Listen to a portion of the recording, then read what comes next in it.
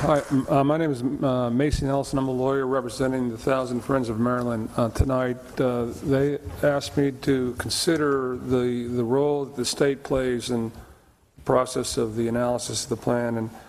And the rule in Maryland is that all zoning authority originates in the state. So any county zoning authority comes from the state. It's delegated from the state to the county, and that was done in this county. And of course, the land use article requires counties such as this to adopt a comprehensive plan, and it also sets forth the 12 visions that the county must address in that plan. Of course, the state has determined that this proposed plan, fails to satisfy those visions. And I think the legal question is whether the county has the authority to ignore the visions, and I say no, it doesn't. The statute says no, you have to adhere to it, so I don't think the county has the authority to reject the state's views, and I would urge this body to disapprove the plan for those legal reasons. Thank you very much for your time. Thank you, sir.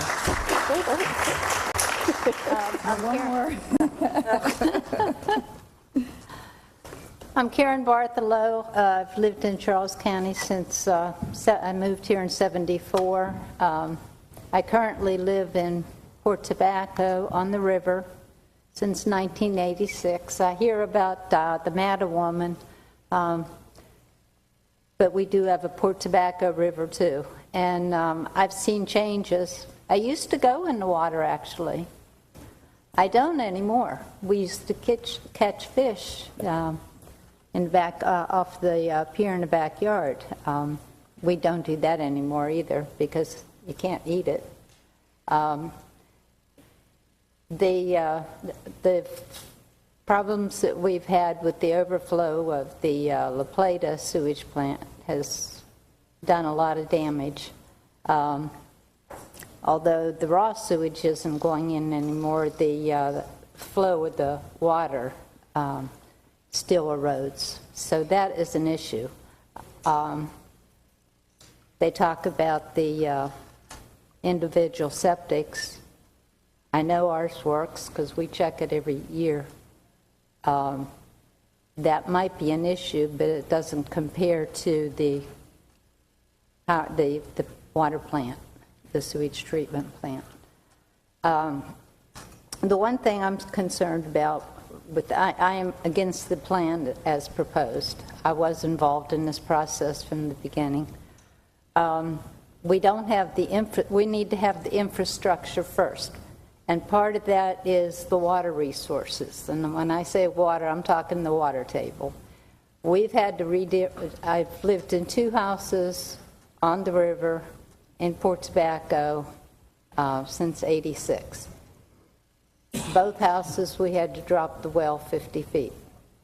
The water level has averaged 1 foot drop per year. I think that's significant. Now that's just in my little, not even a full acre. And I pay a pretty penny for that full acre, but I do enjoy the view and the wildlife.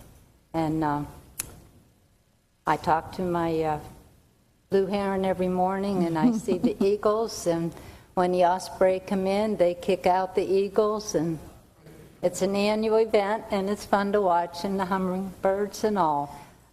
It's lovely. I enjoy it, so I pay the taxes. $10 a square foot. So thank you, and I'm sure you'll consider, with all this input,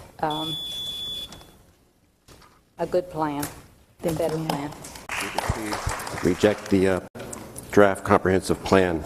I have 4 reasons. First, I share the concerns raised by the Maryland Smart Growth Subcabinet in his letter to you of September 20th that the draft plan is inconsistent with 8 of 12 state statutory land use policies.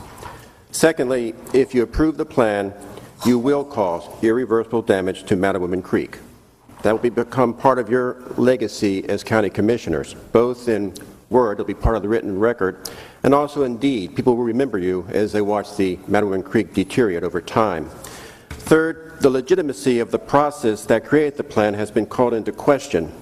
One government official has stated that the process was essentially hijacked by a special interest. Another official has said that the integrity of the process has been compromised. The integrity of the process has been compromised. Now, those are pretty strong words, and they call into questions great issues like the moral right and wrong. But because I'm limited for time, I'm going to take the rather cynical approach of political expediency.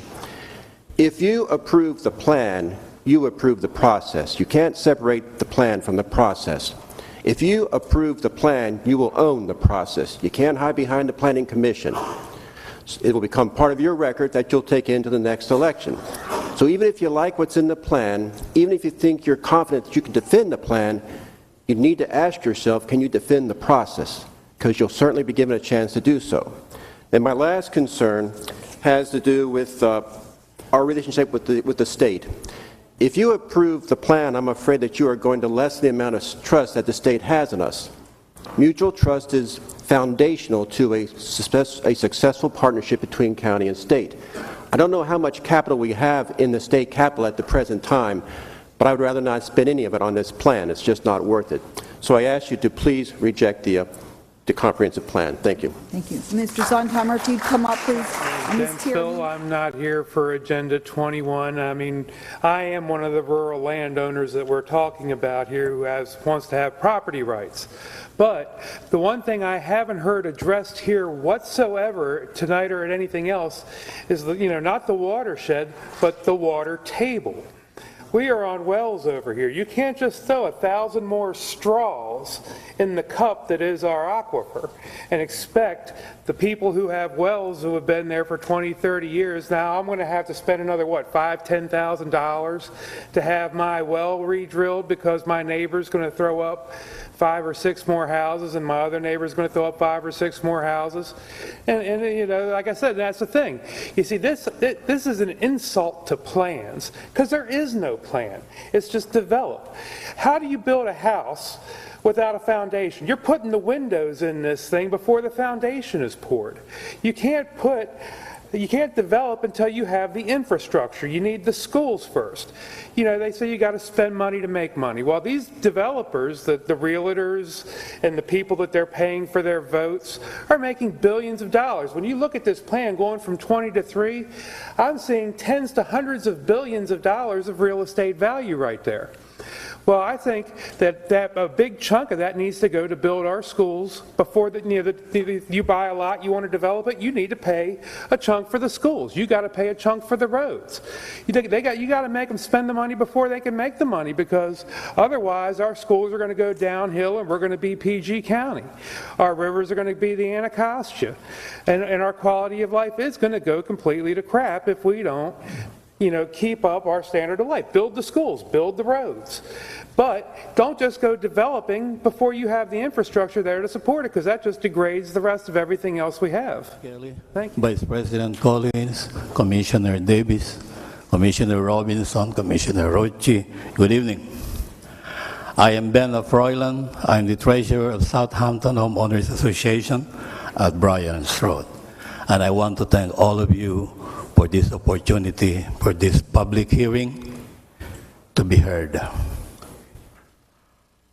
I came here tonight to ask all of you, all 5 of you, to listen, and to listen with a bold heart. Our good friend Commissioner Collins likes to say, it is important to listen to all sides. Tonight, I would like to add to that wisdom of his. It is more important to listen to all sides from a beginner's point of view. Because if you have biases, if you have preconceived notions about this draft, what is the point of listening? You must be bold enough to empty your heart from all those biases. The first thing I want you to listen is this. It's very simple. In our democracy, due process takes preeminence over any case. When a court ruling is rendered with due process breached or broken, that ruling is void ab initio from the very beginning. The poet says it right. It is like a fruit from a poison tree. This drop, because of the broken process it went through, is a fruit from a poison tree. You want to take it? The choice is yours. 7 speakers I counted articulated this. With due process broken and the public insulted, any exercise becomes an exercise in futility. That was proven before the Planning Commission. Let it not be said that this exercise will be an exercise in absurdity. What do you do? What do you do with the fruit from a poison tree? Don't take it. Throw it away. Give it back to the 5 planners. Let them eat it with pure delight. Thank you. Berger. I've been a resident of Charles County for more than 26 years. I reside just outside of La Plata and Ripley. I'm concerned about the inclusion of the cross-county connector in both the Comprehensive Development Plan and the County Budget and Capital Improvement Program. As long as the cross-county connector is included in the proposed comprehensive plan, I urge you to vote against adopting it. Every aspect of the cross-county connector has been studied by multiple agencies over a period of at least 20 years and actually longer. And the permits to complete it have been denied by both the federal government and the state of Maryland. Please don't waste another $1 million studying the cross-county connector again. We've already wasted too much time, money, and effort on this road. If you really think that the transportation in that part of the county has to be improved, a more feasible and a less expensive alternative would be to improve Billingsley Road. If some speed cameras or some speed bumps were installed at the curves on Billingsley, I think it would be as safe as any other road on the county. Please send this plan back to the planning commissioners and tell them to take the cross-county connector out of it. We've wasted enough time, money, and effort on the cross-county connector. Thank you. Mr. Kirk, do you want to come up? Ms. Brewer? Okay. Good. We're going to keep going. Okay. Let's go, Ms. Bick. Bonnie Bick. And I'm chair of the Madam Woman campaign for the Sierra Club. And I very much request a fiscal impact study be done by an objective organization before any decisions are made.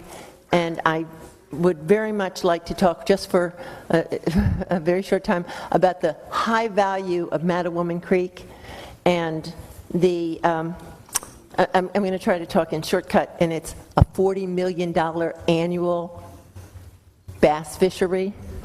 The bass, I've been there when I've seen license plates from Texas. So they come from all over the country. And now the Mattawoman is in trouble. So economically, it makes sense to protect the Mattawoman Creek. For the fishery, for ecotourism and heritage tourism, and to protect the Charles County citizens from restoration costs. Many of you know that there was almost $1 billion restoration for the WIP. Well, keep taking down the forests and the restoration costs will continue to rise. And Mattawoman is projected in this comp plan, this draft comp plan, to have the same impervious surface as the Anacostia. So that's really not good for the fishery. And I would like to say that I would hope that all of the commissioners and also the Planning Commission members would queue up on their science, because when scientists say that the Mattawoman is in trouble, I hate to read in the Baltimore Sun that someone says, when they're a decision maker about the Mattawoman, that they don't believe it.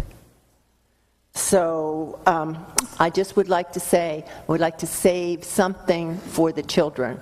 That's all. Thank you. Thank you for the opportunity to speak tonight. I am Kimberly Brandt with 1,000 Friends of Maryland. We are a nonprofit organization with supporters throughout the state, including many here in Charles County. And we are a member of the Smarter Growth Alliance for Charles County. You've undoubtedly heard about the opinion poll that we recently commissioned, and that's what I want to talk with you about tonight. We hired a firm that has done work for Johns Hopkins Medical School and the Maryland Food Bank, among others, to do a survey that's a representative sample of Charles County voters. And one of the first questions that these folks were asked was, what is the most important long-term issue or challenge facing the county?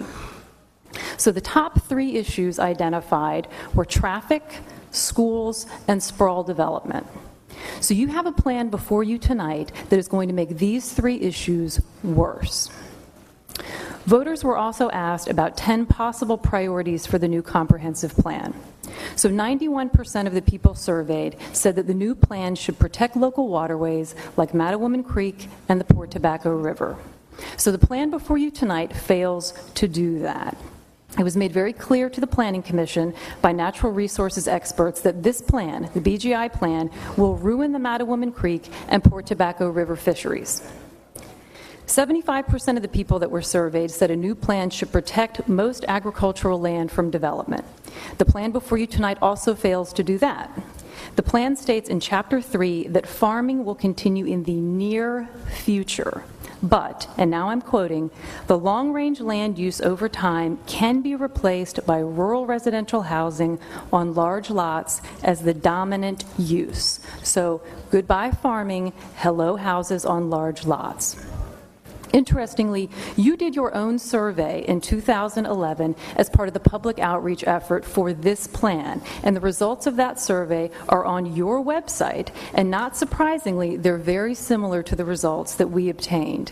82% of respondents to your survey said that rural preservation is important to them. 80% of the respondents identified the county's rural character and natural areas as one of the 3 best attributes of living in Charles County. So tonight, with my coalition partners, I'm asking that you reject this plan and that you direct the Planning Commission to send you a forward-looking smart growth plan. Thank you. Thank you. Mr. Posey? I graduated from Lackey High School, and my grandfather lived in Nanjemoy. And his father lived in Charles County, and his father was in the Civil War and came to live in Port Tobacco. So I have a little experience with Charles County. My background is an economist. I've represented the U.S. in meetings and conferences in Brussels, Paris, and London. That's part of my background, which was my previous life, so to speak. My wife, I lost my wife 5 years ago. She was a park ranger in environmental education. And I've been involved in education as well. I'm an honorary member of the Maryland Parent Teachers Association. Been in comprehensive plans before. One of the things that I want to call to your attention is a flag over here. It's the state flag of Maryland. I don't know, I'm sure many of you know the background on it, but I think it's interesting to note, and that is the insignia on that flag is representative of the Calvert family. George Calvert, his family, Lord Baltimore's. They came over in 1634, left England in 1633, came over here with 300 members of their troop, and they came over here because they were seeking religious freedom. And they came over here and they found it. And I think every time I look at that flag, I think of the freedom that we have here in the state of Maryland. And also the insignia that you see on that flag is over here in the insignia that we have here for Charles County, which I think is great. there's a lot of, we have a lot of history here. We have a lot of significance. It's been my responsibility and my joy over the last years, some 10, 15 years, to do historical research in Charles County. I'm very impressed with what we have here. And I might tell you this, when that group came over from England in 1634, they were very, very impressed with the Potomac River and the quality of what we had here in streams. And today we're all, I think it's important to all of us. And I know this was my wife's because she saw it, and it was so important to her to see to it that the students that she taught knew about environmental education, knew about our rivers and our streams here and what we were. And we looked to these children because they were stewards. This would be their responsibility in the years ahead. And I think as we look at this, we're not here tonight just simply to take care of our own interests. We're here because we owe it to the youth, because they are going to be the future citizens of Charles County and the future citizens of this country, and we owe it to them. Thanks. Newburgh, Maryland.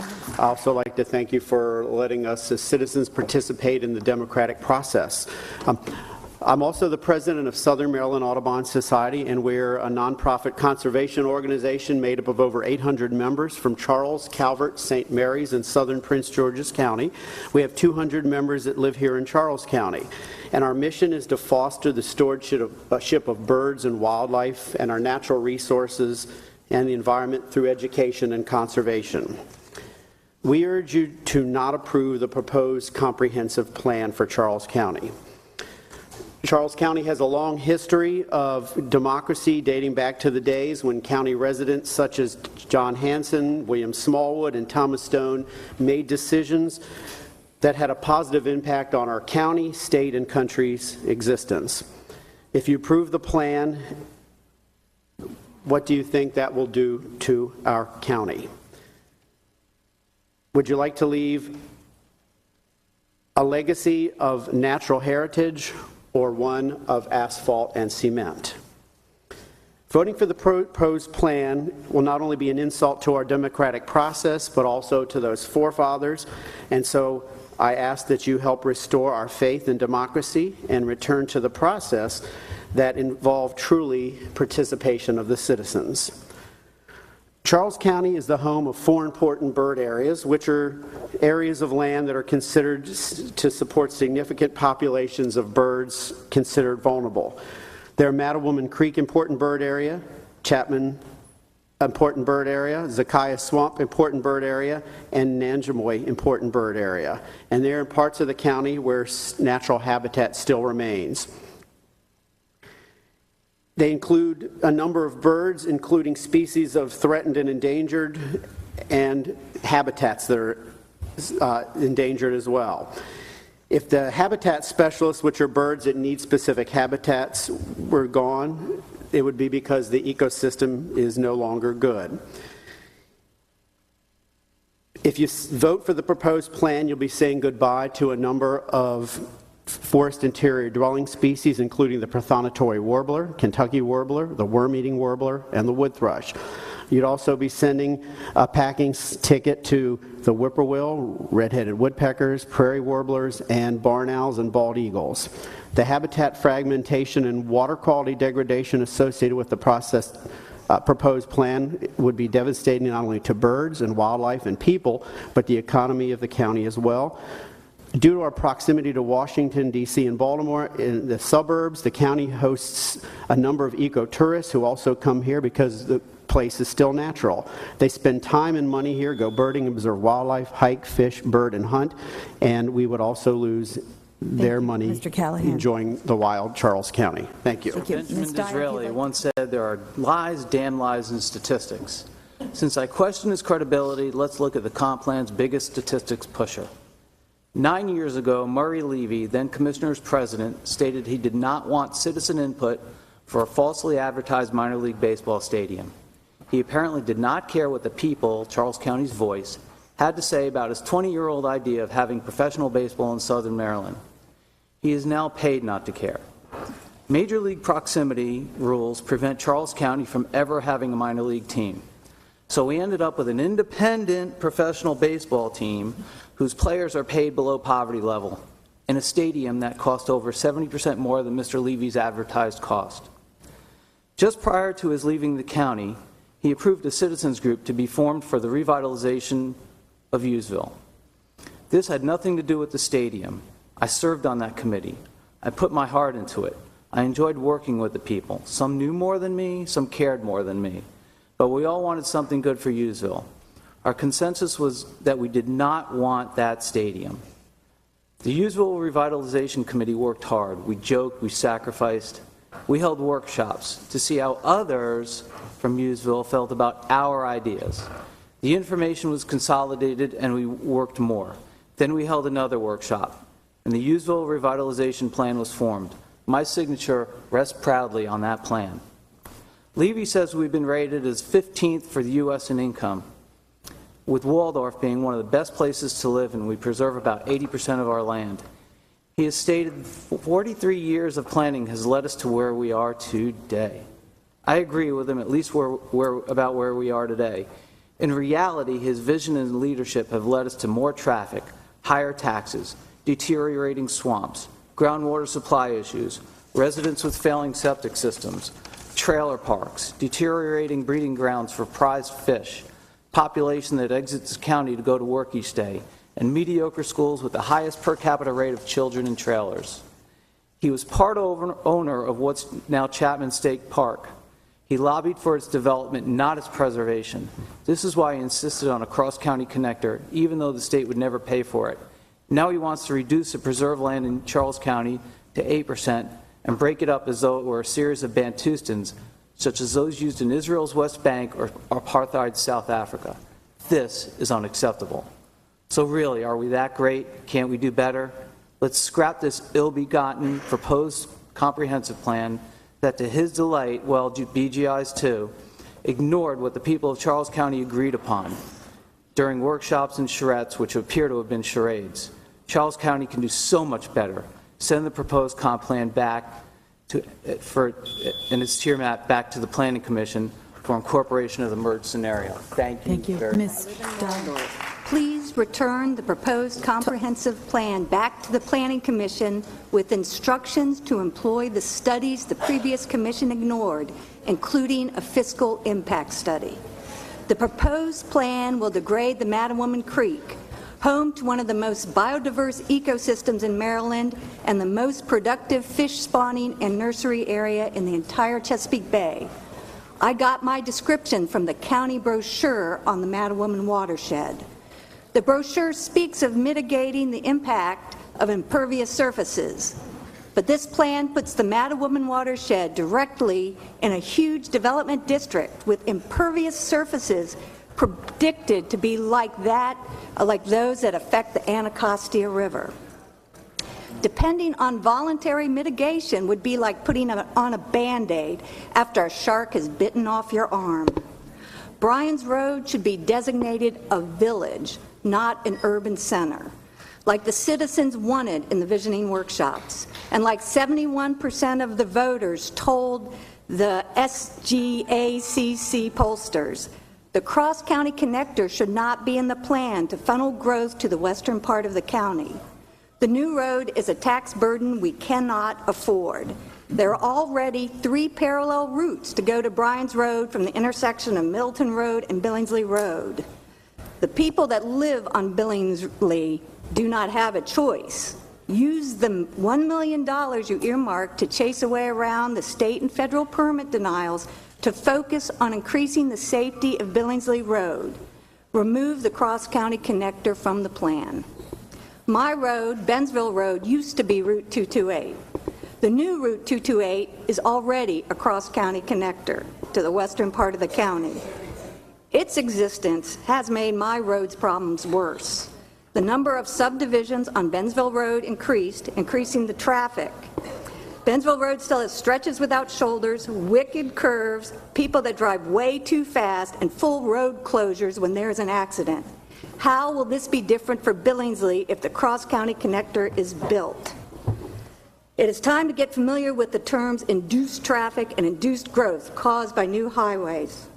The cross-county connector will increase traffic on Billingsley, just as it did on my road, as 228 did on my road. There are many citizens that share my opinion that the cross-county connector is not in our best interest. Tonight, I am presenting 827 petitions collected by volunteers of the Mattawoman Watershed Society. Though we love recycling, these petitions have not been recycled. This is their first presentation to Charles County. Thank you. And have been there for 58 years. It is arrogant to accept a plan that goes against so many smart growth principles, one that is not supported by state planning agencies and not supported by the smart growth sub-cabinet, as you've heard in recent letters from them all, and one that ignores the thoughtful work of many citizens who have been long involved in this process. Send this outdated and destructive plan back to the Planning Commission to accept the planning staff's merge scenario. Just say no to this plan. Thank you. Mr. Levy? I'm not a politician. I don't belong to this or that group. What I am is a mother. I am an average Charles County citizen. Like most people, I had a blind eye to county government, assuming that our elected officials were making the right decisions for the citizens of Charles County. What I learned about Charles County government and the commissioners, I learned when the current plan asked my children to redistrict for their seventh school. We haven't moved. So I went to all the county commissioner meetings. Some commissioners I grew to love and respect because they listened, researched, and learned from us what we were, the redistrict disgruntled parents, had to say. But some commissioners did not help. In fact, one commissioner asked me to stop talking about it at all. But I continued for our children.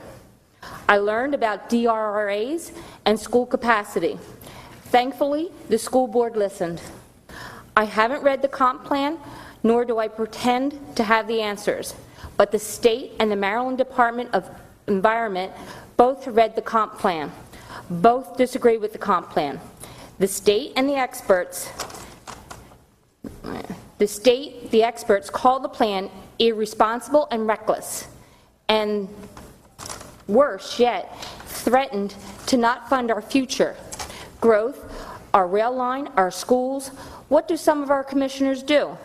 They hire an attorney to respond to the state, wasting our tax dollars.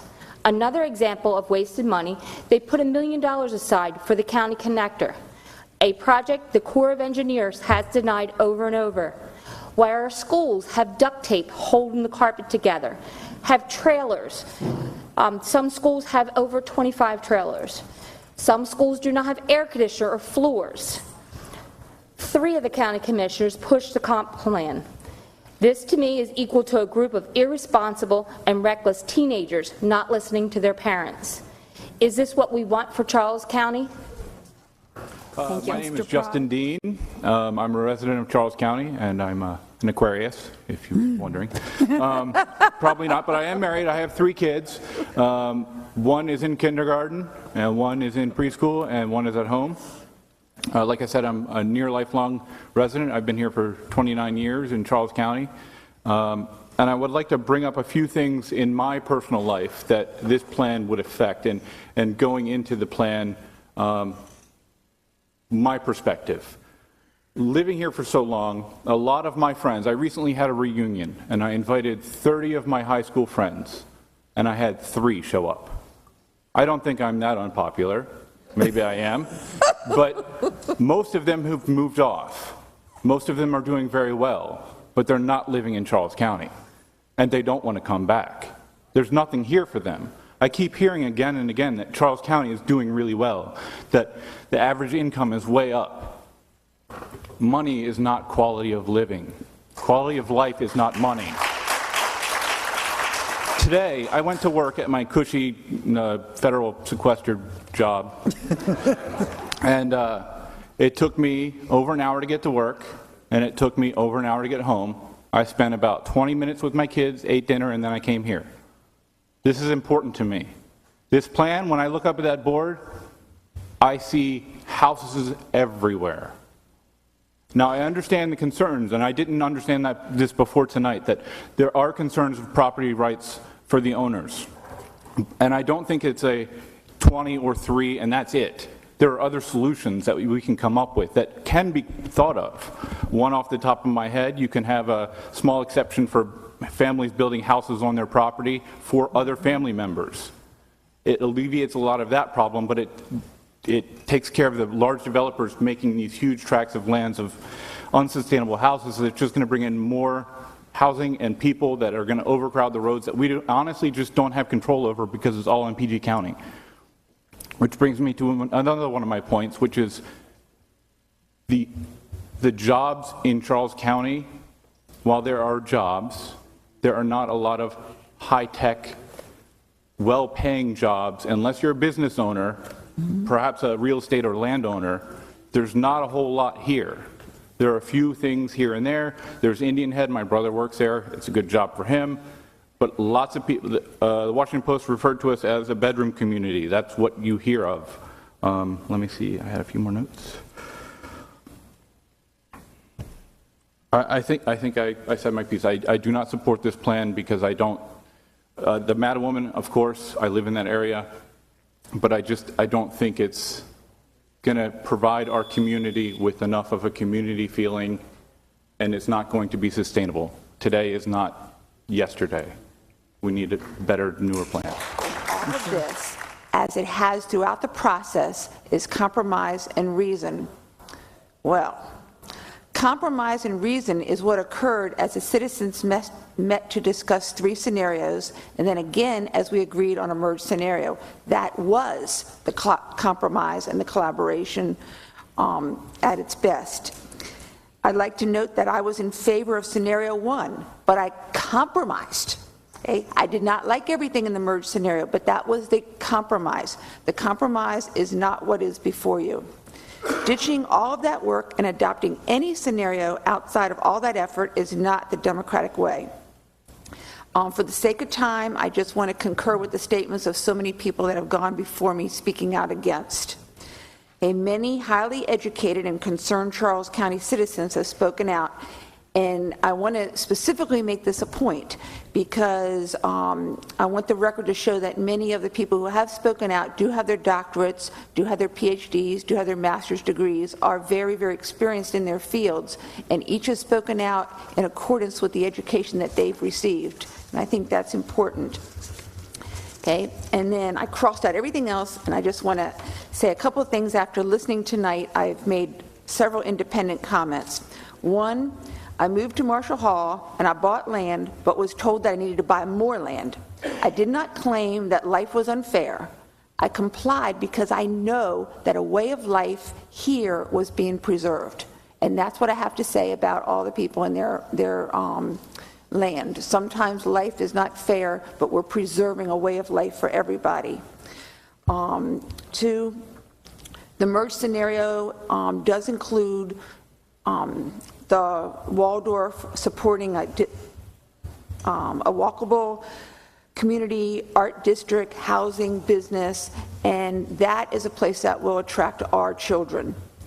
3, the Charles County Connector is just another 228, and it's only as good as the 210 that any of them dump into. So it doesn't make any difference how many roads are going to come over between 301 and 210. They still got to dump into 210, and I spend an hour every morning going into DC. Okay, and 3, building houses. I heard so many people talk about the preserving agriculture. Building houses on a farm will not I'm sorry, I'm so tired. Preserve agriculture. I had no idea I was going to go 3 minutes. Thank you. Thank you. Philip Lane of La Plata, and I'm speaking on behalf of the Conservancy for Charles County. For the sake of succeeding generations, we need to grow as efficiently as we can to balance the cultural, social, and recreational needs for open space, agricultural needs, and the need to preserve the best remaining lands so that we may leave some semblance of natural ecological function. In the words of Roger K. Lewis, Professor Emeritus of Architecture at the University of Maryland, Rather than continuing to suburbanize the agrarian landscape, we should urbanize more of the existing suburbs. The state of Maryland has 12 statutory policies or visions which each county is required by law to incorporate in its comprehensive plan and implement. The plan before you is wildly at odds with these statutory policies, goals, and objectives. For example, the purpose of Maryland's Sustainable Growth and Agricultural Preservation Act of 2012, also called the Septic Bill, is to reduce the number of septic systems where farmland and forests dominate. Along with already protected land, such areas are currently designated agricultural conservation or rural conservation and classified Tier 4. However, BGI proposes to downgrade much of these areas to a new category called rural residential, corresponding to Tier 3, which would enable major subdivisions on septic systems. BGI claims the difference between agricultural conservation and rural residential categories is not significant because both prescribe a density of 1 dwelling per 3 acres. This is a red herring. On the contrary, the draft plan states on page 313 that long-range future land use in rural areas will not be dominated by agricultural use for resource protection, preservation, or conservation, but will be predominantly residential large lot. In other words, in the long run, our farms and forests will be replaced by residential housing on large lots. This will assure the demise of Mattawoman Creek and our other waterways as productive fisheries, which will reverberate throughout the Chesapeake Bay. BGI's proposal would seem to be highly unpopular. A recent survey commissioned by the SGACC found that Charles County voters want to retain the county's rural character and overwhelmingly want to protect its waterways and farmland. 70% of Charles County voters would not want a plan that would result in opening up the whole county to new home construction, and 84% oppose replacing agricultural land use with rural residential. The Department of Natural Resources calls this plan the wrong choice. What's the right choice? Charette's Scenario 1 combined the best of all worlds, but it was superseded during the public process by a 2011 compromise called the merged scenario.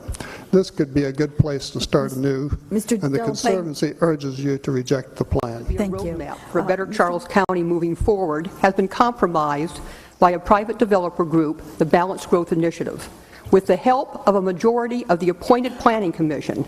Retaining the cross-county connector after it was denied with prejudice by the Army Corps of Engineers and the Maryland Department of the Environment is typical of the many actions of the majority of the Planning Commission to uphold the status quo rather than tackle the consequences of sprawled development. The plan before you should be rejected and sent back to the Planning Commission to perform the work that should have been done the first time around. Thank you. Mr. Bowen. Hendricks. Go ahead. Ms. Dennis. Hi. Thank you for having me here tonight, Commissioners. I look up to the positions where you are all sitting tonight, and I see that you are all sitting higher than me, and I'm down right here, perhaps where you want me to be. I wish I could believe that the 5 of you really care about the citizens of Charles County, but frankly, I just can't. And while I don't begrudge you your more affluent lifestyles, I can say that I hate your repeated attempts and actions to deteriorate or eliminate mine. This plan, as it is, represents another attempt in that direction, I feel. Politics and politicians, ladies and gentlemen, have long gone awry from Jimmy Stewart's Mr. Smith Goes to Washington. Today is not about what's best for the constituents, of course, when you're not close to election time, but it's not even about logic, reason, or simple facts anymore. It's about spinning and winning. Winning the bids, who you get in bed with, who's most powerful. This comprehensive plan is about a lot of maneuvering, and I've listened to a lot of the smoothing and selective connotations by many, I should say. I was born and raised in this county. I still work here in this county, and at 60 years old, I shouldn't have to be frightened out of my wits that I may have to leave this county because I can't live here anymore. We already have a challenged traffic congestions, this infrastructure of schools, roads, utilities, heck, just space. I'm a farmer's kid, and you're just going to have to forgive me. I see it. I tell it as I see it. My reason for being against this plan is because, quite frankly, the people who get bent over the most are the people who can least afford it when you all make these incredible decisions that affects everybody. When you can have people not come to 488 to get water, when you can have people in Nanjamore not stringing extension cords together to have electricity, then you come and tell us about some comprehensive plan that is in bed with developers and realtors. Okay, folks. I'm not trying to get any kind of applause. I'm just saying is that if you care about us, then do what is right by us. I'm hoping that you will accomplish less mismanagement of land and money and do what's right for us. My mama told me that right is always right even if nobody is doing it, and wrong is always wrong even if everybody is doing it. I'm asking you guys to do the right thing. A fairer plan is not this one. And if any African American in this crowd feels that politicians or realtors or developers are their best friends, they're delusional, because it just doesn't happen that way. Okay, thank you, Mr. All right, Just want to mention that I received no compensation of any kind for speaking tonight. Now, I have in my hand some sign-in sheets. I'm a teacher. We use visual aids. The first set is from the Comprehensive Plan kickoff on March 29th, 2011. I was there. So were 99 others. The county commissioners invited me to be there so that I would be excited about the comp plan process. And I was excited. And I joined in at several of the visioning sessions and the design charrettes. You invited us and encouraged us to attend. I was excited to be a part of a comp plan process. I was excited that my thoughts and ideas were being considered as a part of the new comprehensive plan. And I was not the only one. There are more than 635 names on these sheets representing those who attended and worked at the comp plan kickoff, the land use forum, the visioning sessions, the design charrettes. Mr. Ball had the list up there earlier. The staff and facilitating team came to each session prepared to take input from the participants and to mold that input into a vision for the future of Charles County. And they did. It's called the merged scenario. And what did the Planning Commission do with our year-long work? They dismissed it. They didn't want any input from anyone. They said they knew how to do the plan. You invited the 635 of us to join in the process. And don't forget the questionnaires, the stakeholder interviews, and the rest. All of us were dismissed. Our time and effort was not needed. And you can see who was at those sessions. This copy is for you. It's a broad representation of Charles County, but our voice was not heard. I'll give you a few names that are on these lists. Matter of public record. Jerry Lenhart, David Hancock, Karen Andreas, John Mudd, Meredith Sweet, David Cooksey, Ted Baker, David Lyons, Ed Joel, Doug Meeker, Nancy Delaplane, Gary Hodge, Elmer Biles, Benna Freuchen, Cornell Posey, Jessica Andritz, Deanna Wheeler, Mark McFarland, Susan Borman, Nancy Slobitska, just to name a few.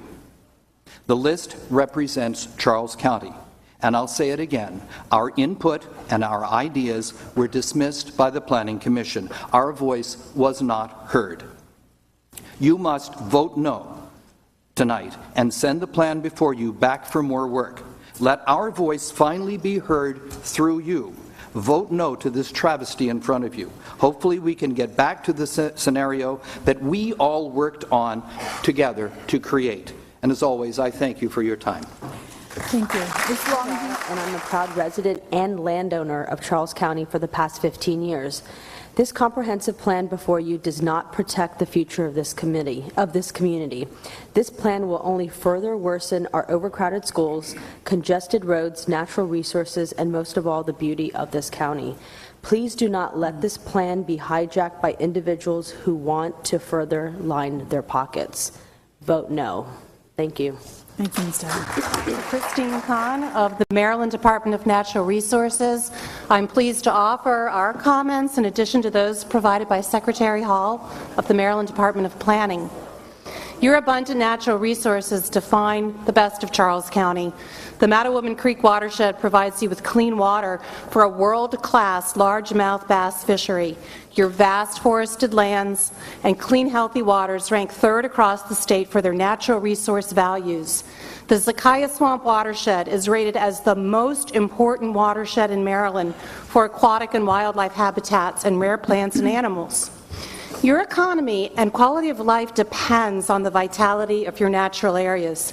People choose to move here because of the beauty of your natural areas. People spend money here to enjoy the fishing, hunting, hiking, biking, historic and cultural amenities that your natural areas provide. So think twice before you give that up. You can have the best of both worlds, the bounties of nature, rural life, and economic prosperity. You just have to plan for it. The proposed zoning density of 1 unit per 3 acres for much of the county and the stated intention to expand public water and sewer service within the Deferred Development District leads to an unstated and undesirable future. Unchecked development, polluted waters incapable of supporting healthy fisheries and diverse aquatic life, degraded forests and farms. This is not only just affecting you and the citizens in Charles County, it also affects your neighbors. The Chesapeake Bay water quality will worsen, and fisheries such as striped bass, American shad, and herring, which are commercially important to the region, will decline. So call it what you will. The draft plan is poorly planned growth. Once you lose these resources, you will never get them back. They can't be restored. They can't be engineered back to their current state. What you value now, what defines Charles County, will be lost forever to future generations, so choose wisely. The department stands ready to assist you should you choose a path that shows commitment to the care and conservation of the county's rich natural heritage. We, in partnership with other state and federal agencies, including the Maryland Department of Planning, offered specific natural resource conservation recommendations for the county's comprehensive plan. These recommendations, many of which were supported by your professional staff, were largely ignored by the Planning Commission. We urge the Charles County Commissioner to reject the plan and send the Planning Commission back to the drawing board. Dr. Renson, and I want to thank you for the opportunity to convey my thoughts on the 2012 draft comprehensive plan. I urge you to take another look and do some studies of the plan that is being proposed. My hope is that you won't act as a rubber stamp to a plan that has been proposed by a special interest group. I would have also urged you to do the same with the plan that is advocated by those who only advocate smart growth. We need a compromise or a merged scenario. Over 3 years ago, I decided to seek the office of Commissioner from District 4 in Charles County. The main reason I did so was to be an integral part of the decision-making process of the comprehensive plan. Even though I was not elected, I'm still very much interested in the future of our county, which I have been a resident of for almost 30 years. This is the biggest single decision you will make as a commissioner group, and it will affect the lives of all of our friends, neighbors, children, and grandchildren. That is Charles County's future. The current plan that was approved by the Planning Commission, according to many Maryland state officials, is not sustainable and will foster unbridled growth. I do not always agree with our state agencies in many areas, but this statement is clear to me to be true. This plan will foster, in my opinion, this plan will foster more growth than we will be able to handle, and it will cause the citizens higher tax burdens, which will be needed to pay for the expanded services such as roads, schools, water, and basic infrastructure. We do need growth, and certain parts of the plan are truly advantageous to the county. We have no industrial or business base for any tax purposes, and we rely almost totally on residential taxes to fund the county's budgets. This must be relieved by additional business. This plan as proposed will give a free hand to build new subdivisions and roads, and this will only exacerbate our growing needs for two of our biggest county expenditures, education and public safety. I have listened to proponents of the plan say that the growth will not be unchecked and will not create sprawl. I ask, who will check the growth? If you say the Planning Commission, I think not. The Planning Commission was set up by some questionable maneuvering when a few members' terms were extended and the cutoff dates for new applicants to fill their roles was extended, so the right members could apply and be named. I'm afraid that deck is stacked. I had the pleasure to get to know most of you during the last election campaign, and I know that you are all good and thoughtful people with good ideas.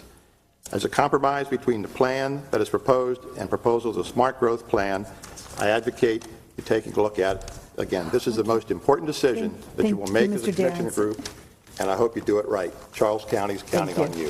Mr. Wolfgang, Mr. Edmonds. Okay.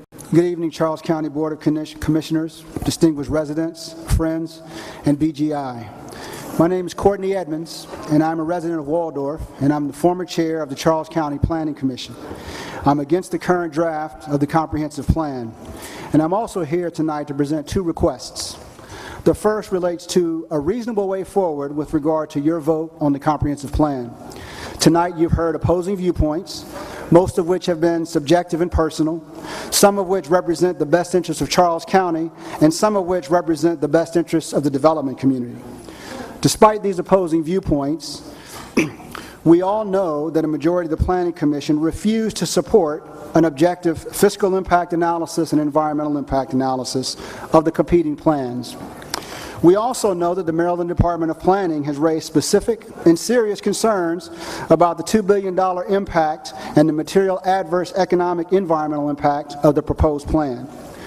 The best way for this Board of Commissioners to determine whether the current plan is in the best interest of Charles County is to reject the plan in its current form, hire independent consultants to conduct an economic and environmental impact analysis comparing the current plan against the merge scenario, the plan chosen through the county's formal comprehensive plan process, and then compare the relative financial and environmental costs and benefits, and based on that information, make a decision based on a plan that enhances the county's financial well-being, its residents' quality of life, while protecting the county's precious natural resources.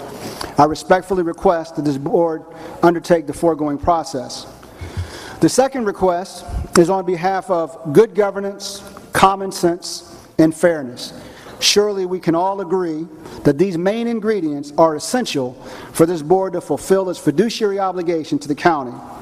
Therefore, my second request is a direct call for this board to confirm its commitment to good governance, common sense, and fairness. Now, from tonight, as most of us know, we've heard about the Balanced Growth Initiative. And we also know that the official address of the Balanced Growth Initiative, represented here tonight by Murray Levy, and as evidenced by public records, is 204 Washington Avenue, Suite 200, P.O. Box 1990, La Plata, Maryland. According to state records, the address of the owner of the BGI office is at 204 Washington Avenue, Suite 200, P.O. Box 1990. The address of the vice president of this Board of Commissioners, the most vocal proponent of the draft plan thus far, is 204 Washington Avenue, Suite 200, P.O. Box 1990. Thus, the landlord and office mate of a sitting commissioner has a matter before this board, a matter projected to cost an additional $2 billion, among other things. And that commissioner will vote on this matter tonight or within the next 30 days. Please look at this as what it is, as a conflict. Please look at this as what it is, a conflict of interest, and take the appropriate action. Thank you. Thank you. Ms. Alexander. We lived in Bryans-Road for 25 years. I do want to comment for the statistics, since the people who vote no a lot of them spoke at the very end and had to go home. It got too late. So statistically, we want to include the people that had to leave voting no because it got so late as part of the opposition. And we have the list. You have that. They're okay. included. Over the past few years, when I've been in the waiting room or in a line and I decide to talk to somebody next to me and I find out, oh, he's a farmer or she's a farmer, and then I ask them, what do you think about losing your property rights if this comprehensive plan goes through. And they said, oh, we're not farmers in order to make money by having our land go over to developers. That's happened about 8 times. So I wonder what the real statistics are. In other words, the farmers who would vote no, maybe it would be nice to see what the actual statistics are. Maybe they're half the farmers or most of them. In my experience, they're all of them. Mike Callahan and another individual at Audubon Society mentioned the Nanjemoy was an important bird area. It's right next to the Mattawoman, and it is also, in terms of plants and snails and frogs and toads and mushrooms and so forth, an extremely important area. The Sierra Club had its jamboree this year at Camp Lions Merit, a Girl Scout camp in part in the Nanjemoy, and we had a birder lead there were 130 people attending the jamboree, and many of them went on a bird walk. 15 species of birds, 47 species of plants. I wrote it up today from the notes of everybody. All kinds of frogs and toads and slugs and southern flying squirrel and so forth. So everybody loved it. Similarly, today I had at the Indian Head Senior Center, I led about 10 seniors out to look at a cattail swamp, and they loved the sumac that Indian lemonade was made from by the Indians, and the calico aster is still in bloom. So there's nature out there. I wanted to say that one of the biggest threats of this comprehensive plan is fragmentation, breaking lands apart so they can no longer migrate back and forth. Half the species in any small area are what we call source species. What they need is always there. The other half are sink species. They have to have a way of coming back. Plant and animal wildlife migration corridors. The program Open Space program of the state of Maryland they buy land with program Open Space funds to maintain corridors, and now it's so much worse with climate change. Thank you, sir. Thank you. Can you hear me? Yeah. Good evening, President Kelly, Commissioner Collins, and the rest of the panel. I want to start out by saying that I was born and raised here. Try to get into that. Hold that up okay. close to your mouth. There you go. I want to start out by saying I was born and raised here in Charles County. Been in the county for pretty much most of my life. I'm appalled to see that, everyone has to come out here and pretty much show that this is something that they don't want. I mean, it's evident. I mean, everyone definitely does have a stake in this. We need to create a better vision, a better plan, a better goal, and a better structure. The current plan does not give us the economic development that we are looking for. It's not going to bring us more jobs. School's going to be more crowded. Not only that, but we're going to have more traffic. It takes me almost, in the evening, 45 minutes to get from Bryan's Road to Waldorf. That's a long time. That's a very long time. Everyone has a lot of facts, so I'm not going to stand up here and reiterate the facts because they're all truth. I was a student at McDonough High School back in the 80s and the 90s, and I was in a trailer. My kids right now go to school, and they're in trailers. That's crazy. It's ridiculous. I think we ought to take the plan that we have and shelf it and redo it. It's not right. If it's not right for the realtors and it's not right for smart growth, it needs to be redone. It needs to be shelved and it needs to be redone because it's not working. And all it's going to do is continue to cause what we have right now. That's problems and that's issues. I have no more to say. Okay, Mr. Green, and is there, I just want to make sure because... Tool. What this is going to do is right now, if you're a poultry farmer on the Eastern Shore, you can sell your chicken litter to a farmer on this side of the shore or that side of the shore who use that chicken litter as fertilizer. It allows the poultry farmer to be able to get rid of his fertilizer without paying for it. It allows us to be able to get cheaper fertilizer. With this phosphorus management tool, we'll put a stop to that. Farmers who raise grain will have to buy fertilizer.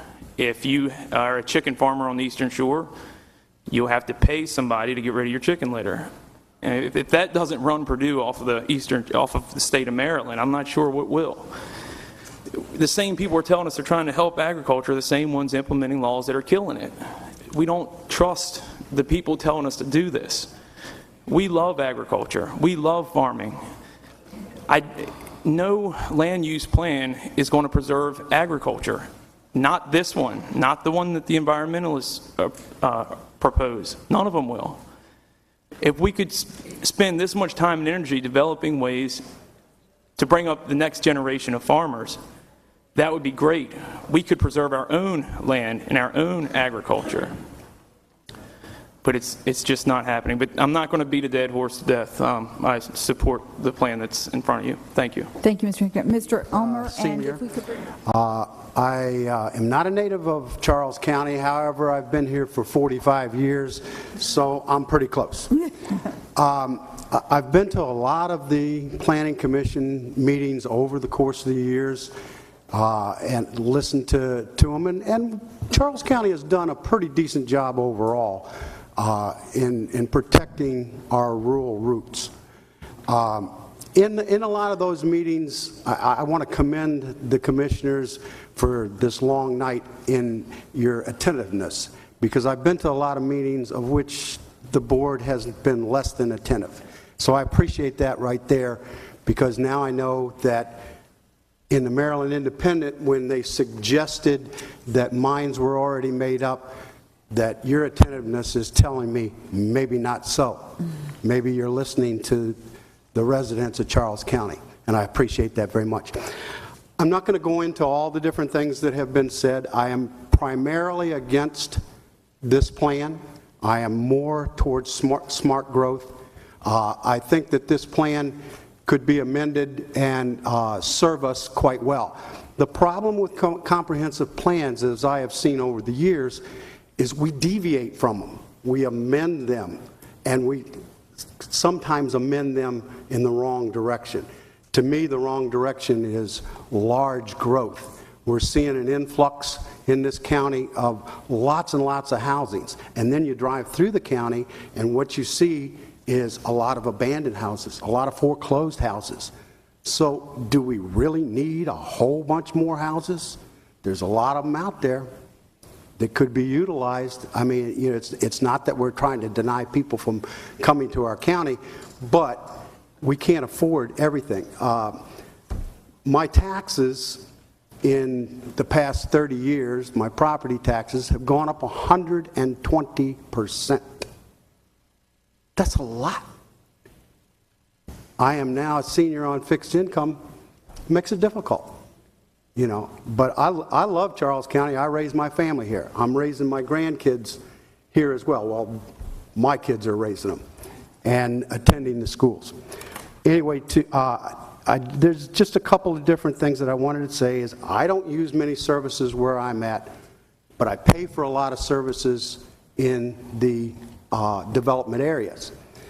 The only services that I've used in this county in 45 years is I had a heart attack and had to have an ambulance take me to the hospital. And I can't really say that that was a service because it cost me $350 to do it.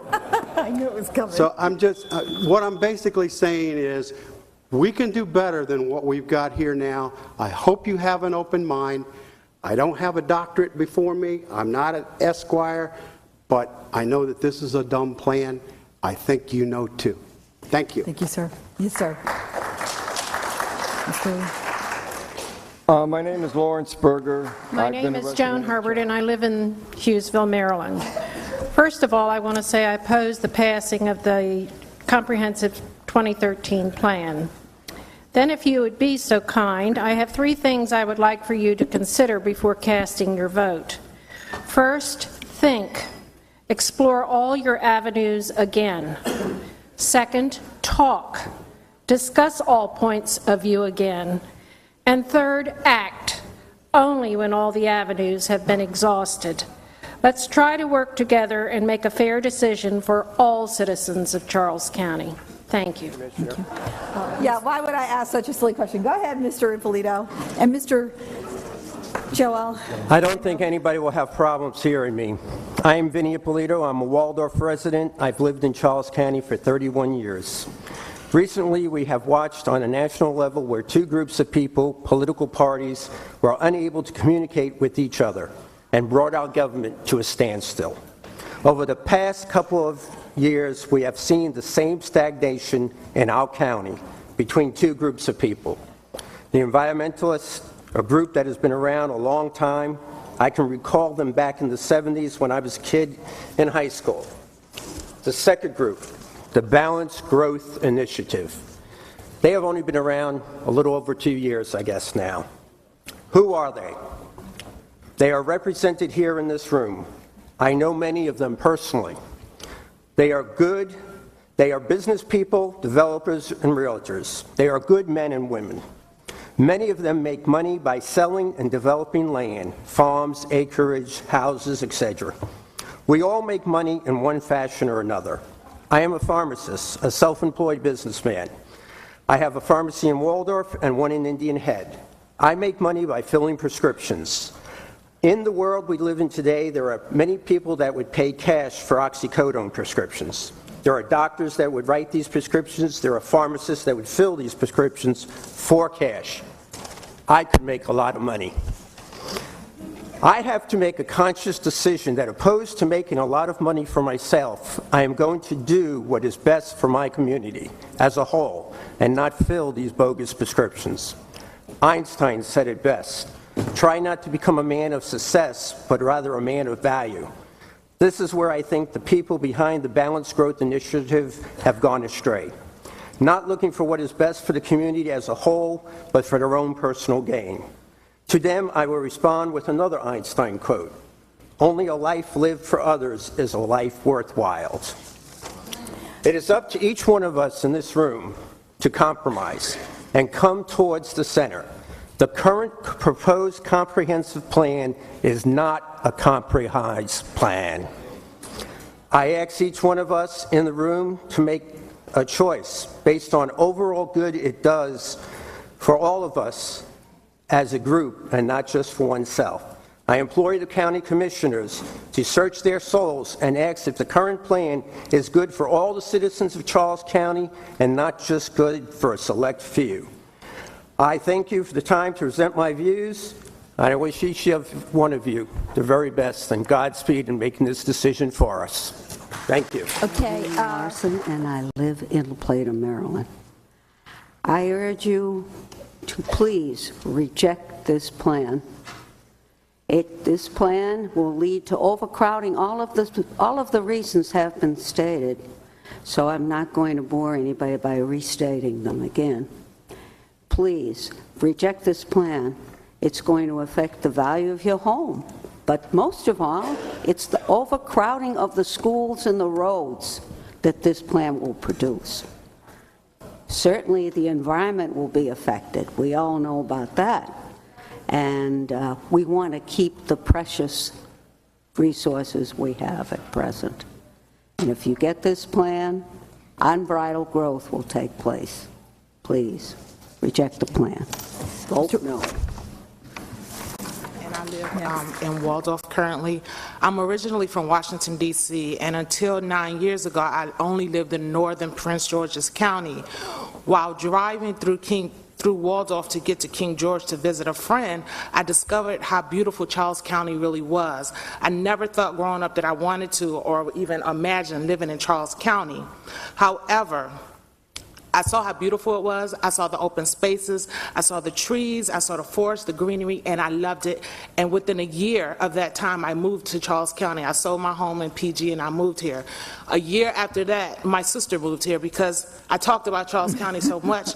She wanted to move here also. She moved her family here. She has children in Charles County school system. I have a nephew who's already graduated. Since I have lived here for 9 years, I have seen trees come down. The corner of Leonardtown and St. Charles Parkway, all of the trees that were there are gone. St. Patrick, Billingsby, all the way down St. Charles Parkway. There is so much traffic now that I really get frustrated sometimes that I have lived here, that I moved here. If I wanted to live in Prince George's County or Montgomery County, I would have stayed there. President Kelly, when you were campaigning, I met you. You came to my neighborhood, and the conversation I had with you was so inspiring that I voted for you. So now I'm hoping that you and the commissioners do the right thing and push this plan back and go back and start over or do whatever it is that you need to do. If so much of the county is against this, why are you for it? I really don't understand that. I thought you were to represent the people, and if the people don't want it, why do you want it? So many people have mentioned jobs, but I am, like the gentleman said, I'm an IT specialist, so retail, real estate, and construction, when I work for me, have we vetted the federal government? Have we vetted IBM, Microsoft, or Oracle, any of these companies to come here? So while you're building all these and trying to build all these new homes, get some companies down here, not just retail, construction, or real estate. Thank you for your time. Good evening, Commissioners. I'm Marion Jenkins. I live on St. Peter's Church Road in Waldorf. And about 50 years ago, a little more than 50 years ago, my husband and I started building our home where we happily raised our 3 sons. We love this county, and that's why I'm here tonight. And I have to tell you that I strongly oppose the plan that has been forwarded to you by the Planning Commission. I had prepared remarks, but given the hour, I'm not going to go into all of those because you've heard them. What I would ask you is to consider the citizens that have come before you. By and large, the number of people that oppose the plan that has been forwarded to you are ordinary citizens. Not that farmers aren't ordinary, not that developers can even be ordinary, but they do have a financial stake in the process that most of the people that came before you opposing the plan do not. This plan, for all the reasons that you've heard, is not good for our county. And what I would ask is that you consider those citizens, because in this time of cynicism of citizens towards government will surely be shown here when you consider that the process that we knew over the last several years and expected was basically hijacked by the Planning Commission. And so if for no other reason, we should have another look at a better plan. So I ask you, please reject this plan and give us something that we all can live with. Good night. I've lived in Charles County for 25 years. And I, Madam President, like the sound of that phrase, and I was sad to hear that you are deciding to step down. I appreciate all your hard public service. Second, I'm not being paid to speak here tonight. I thought if I dressed like an expensive lobbyist, maybe you guys would listen to me a little better. I was to thank the county planning staff as well, because they work very hard with the public in putting together a plan that I think complied with the smart growth guidelines. I attended some of these public meetings in these charrettes, and we come up with a balanced scenario that seemed to be in the guidance of smart growth. When I first heard about these charrettes, I wasn't exactly sure what a charrette was. I think now I know they're charades. It's just a synonym for charades, and I hope this meeting is not another one of those. Okay, this is a bad plan. There's numerous issues that are like higher taxes, crowded roads, overburdened school systems, et cetera, et cetera. Background for me is I worked at the Environmental Protection Agency for 30 years as a chemical and environmental engineer and a senior project manager. I, in those 30 years, learned quite a bit about the chemistry, the physics, the engineering aspects of the environment. I'm accused of being in the group that reduced pollution in the United States by 55 billion pounds. I got a little cup at home for that. The chemistry of the environment that I worked on was industrial chemistry, The wastewater that this plan is going to send to the Mattawoman is far less complex to treat. What needs to be done is to keep it from the waterways. We're talking suspended solids, nitrogen, phosphates, and some other things.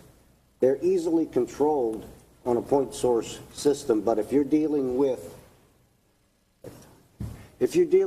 non-point source, we're going to be losing an awful lot.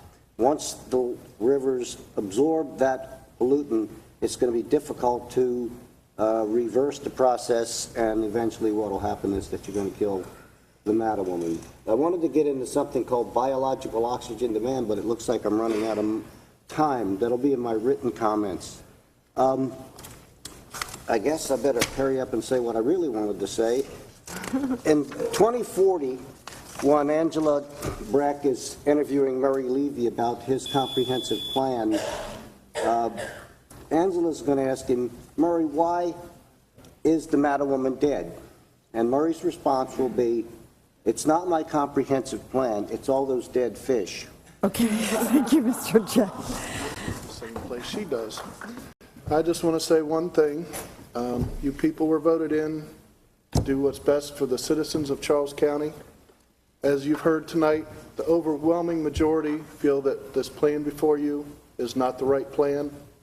So therefore, I think in your interest in doing what's right for the county, you need to send it back, get them to redo whatever they need to do, and send back something that's better for all the citizens of this county.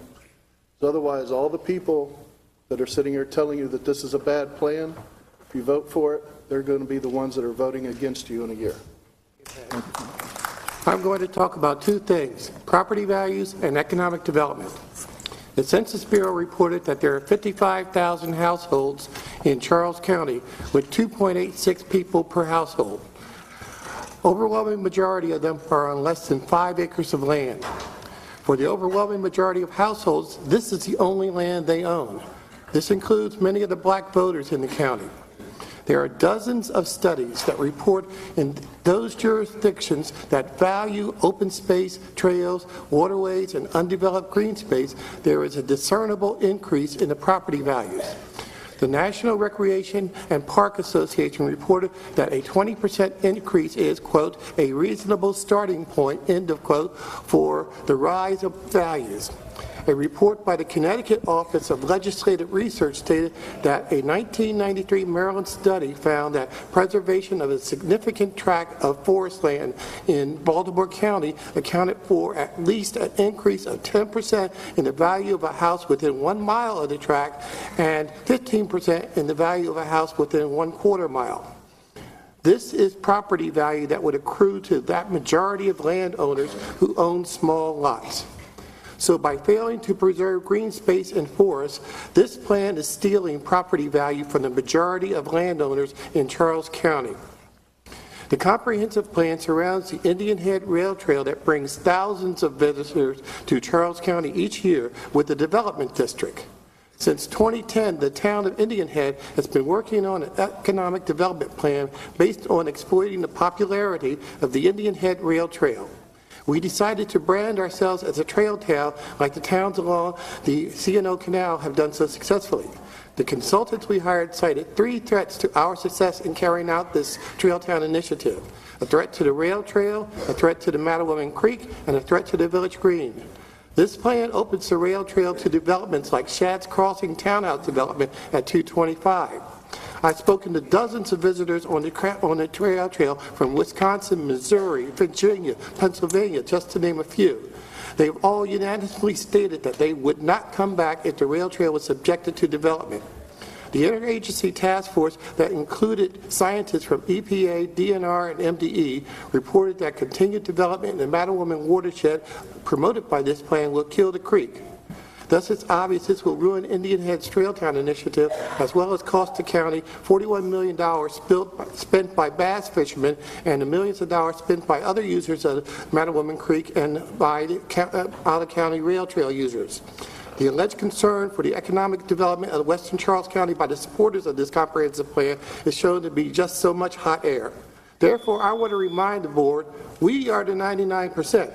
We vote. we remember, and we want you to reject this draft comprehensive plan. Thank you, Mr. Joel. Ms. Jones, if you'd like to start, Ms. Carlson, want to come up? To the Honorable Charles County Commissioners. My name is Johnny DeGeorge, and I live in Nanjamoy, and I'm running for Charles County Commissioner. State officials and Charles County citizens are pressing Charles County Commissioners to back off of this development plan. This plan would be degraded vital Chesapeake Bay tributary and open up our farmlands to continued sprawling housing projects. Please vote no for the comprehensive plan. It is a bad plan. The heads of 13 state agencies in Maryland who make up the O'Malley administration's smart growth subcabinet called the county's draft growth plan unsustainable and warned it would violate state law and jeopardize future state funding for land preservation, community realization, and roads and water and sewer projects. The gross plan was drawn up by development interest and would degrade the county's natural resources and worsen traffic and school overcrowding. Charles County has the largest commutes of any county in Maryland, the highest real estate taxes outside of Baltimore, and the most portable classrooms. I have said over the years that there will be growth, but at least let's be smart about how we as a county grow. Just take a look around and see what's being built from St. Charles Parkway heading down Rosewick Road towards La Plata, cutting every tree down and slapping nothing but houses in its place. The Cross County Connector, here we go again. This highway is a project long thought by past and present county officials, but yet state and federal environmental regulations ruled out because of its potential to spur more development around the Mattawoman Creek. It was deemed, it was denied, so why is the Charles County Connector even being talked about? What part of denied do we not understand? County All right, folks, you're eating up his minutes. Go ahead, Mr. DeGeorge. Commissioner Collins, quoted in the Baltimore Sun, says, "I do not think there is anything wrong with the plan or with the way the county has grown." What county are you living in, is my question. Hey. Please vote no for this plan. Okay, thank you. Mr. Goff, before you start. Folks. My name is Beverly Johnson, and I am from Waldorf. I'm here to ask you to reject the draft comprehensive plan that was forwarded to you by the Charles County Planning Commissioners. I do not support this plan for a number of reasons. I prefer the compromise plan that was developed by your planning office with public input and considerable taxpayer expense. The BGI plan will extend sprawl development throughout Charles County. It will reduce air quality and compromise ecologically fragile wetlands and waterways. It will lead to widespread destruction of forested regions and loss of wildlife habitat, and it is projected to cost $2 billion more to implement than the compromise version. And since 3 of you have managed to sufficiently antagonize the leaders in Annapolis, the citizens of Charles County are going to be stuck picking up the tab. I lived in 2 other states prior to moving to Maryland. The blatant disregard of public opinion by elected officials here is the worst I've ever seen. I would remind at least 3 of you that you were elected to represent and serve the best interests of the voters of Charles County, not the agendas of BGI and Maury Levy. I am tired of you wasting my tax dollars to fund their initiatives. I am particularly incensed that you have devoted $1 million of our money toward yet another attempt to resurrect the Intercounty Connector. My husband and I are retired and on fixed incomes, as are many here in the county. Our property taxes have doubled in our 11 years here, and the value of our home has decreased. The very things that attracted us to this area are fast disappearing. I'm extremely unhappy with the direction you are taking this county. If I could sell my house, I would leave here tomorrow and take my pension and tax dollars with me. We left upstate New York for what we perceived to be a pristine area with lots of forested land and beautiful vistas. We bought a country home 8 miles outside of Waldorf, and now the behemoth that is St. Charles is knocking on our back door. Mr. Rucci, you and I are neighbors. I know how much you value quality country living because you've told me so. So please consider how important this type of living is to you and to so many others before falling in line behind Mr. Collins and Ms. Davis to once again cast your vote. Mr. Collins, you want me to believe that you are a friend of the environment. With all of the green initiatives and beautification projects that you have going on across the county, it's easy to give up a Saturday morning to plant trees with some kids. It gets good press and actually make people think you care. But this is the big one. This is the vote that really counts. And I'm going to be really interested to see just how green you really are. So once again, please go back to the drawing board and come up with a more equitable proposal for growing this county. Mr. Paul Penrod, okay, go ahead, Mr. Johnston. Good evening. I'd like to start my remarks with just a brief rhetorical question. Many of you on the panel, many of you in the audience have been balancing budgets and delivering services to this county for many, many years. Has that been an easy juggling act? Is it easy to come up with the funds that we need to supply services? If your answer in your head is no to that rhetorical question, then we may need to re-examine how we're funding the operations. And I think I'm sitting in the no camp this evening because I moved to Charles County. Again, my name is Sean Johnston. I moved here in the fall of 1992 to attend my second year of CSM. And notable also that year I received my first D in college in accounting, but I will say that I regrouped in the following spring and took it again and got an A.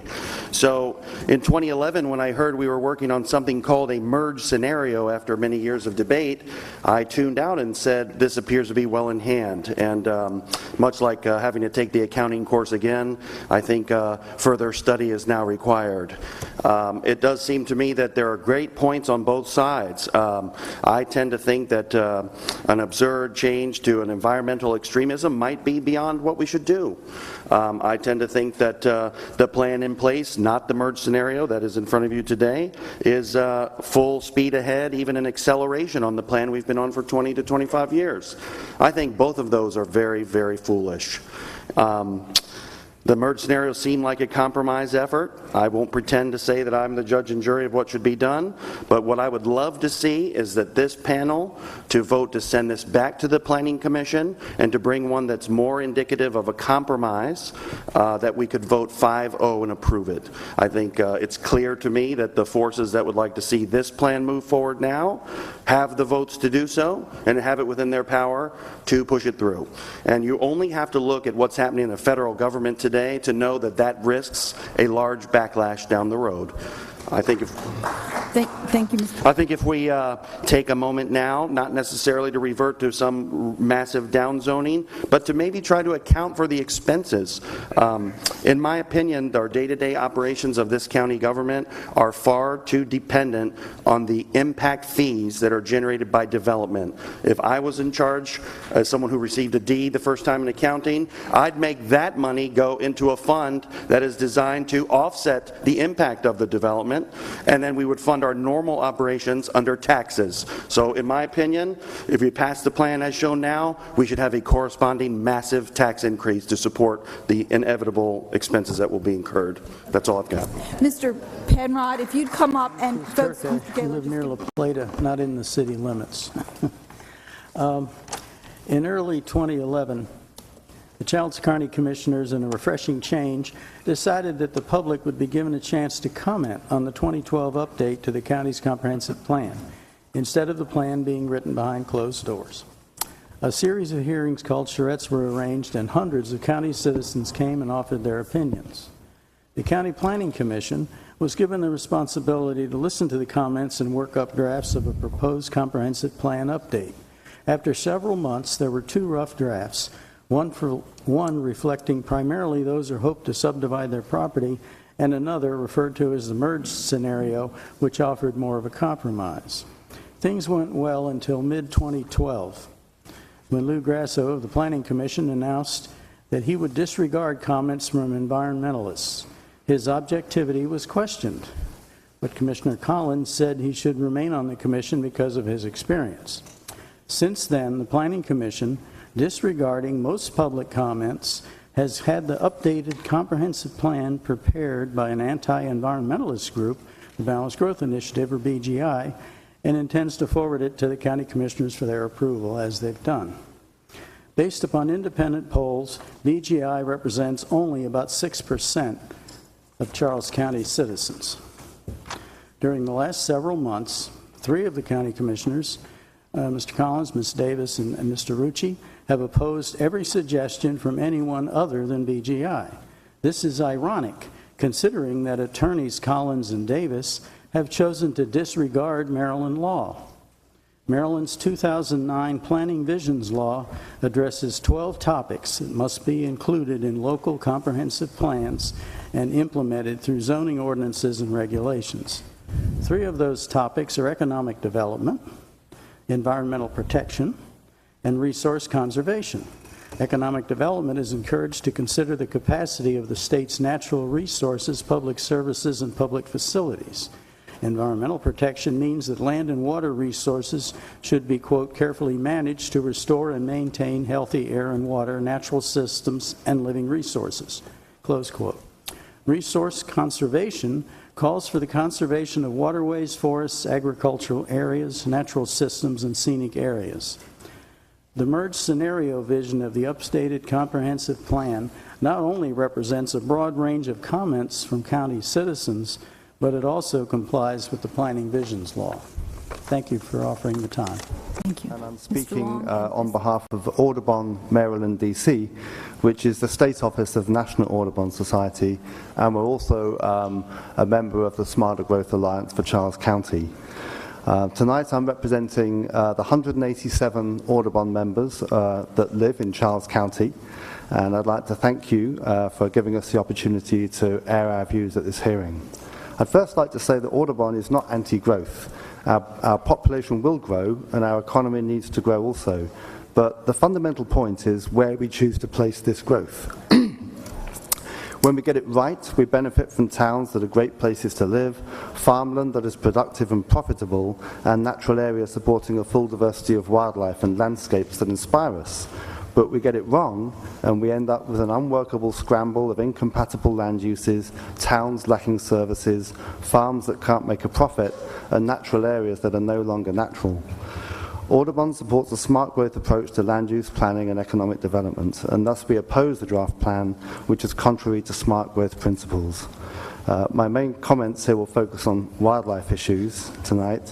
The loss and degradation of natural areas, which is mostly due to unplanned development, is the greatest threat to birds and wildlife in the whole Mid-Atlantic region, and this is no different for Charles County.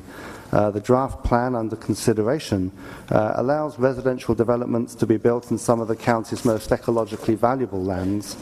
According to a letter recently signed by the heads of 13 state agencies, the draft plan rezones 150,000 acres of farmland and forest from ag and resource conservation to rural residential.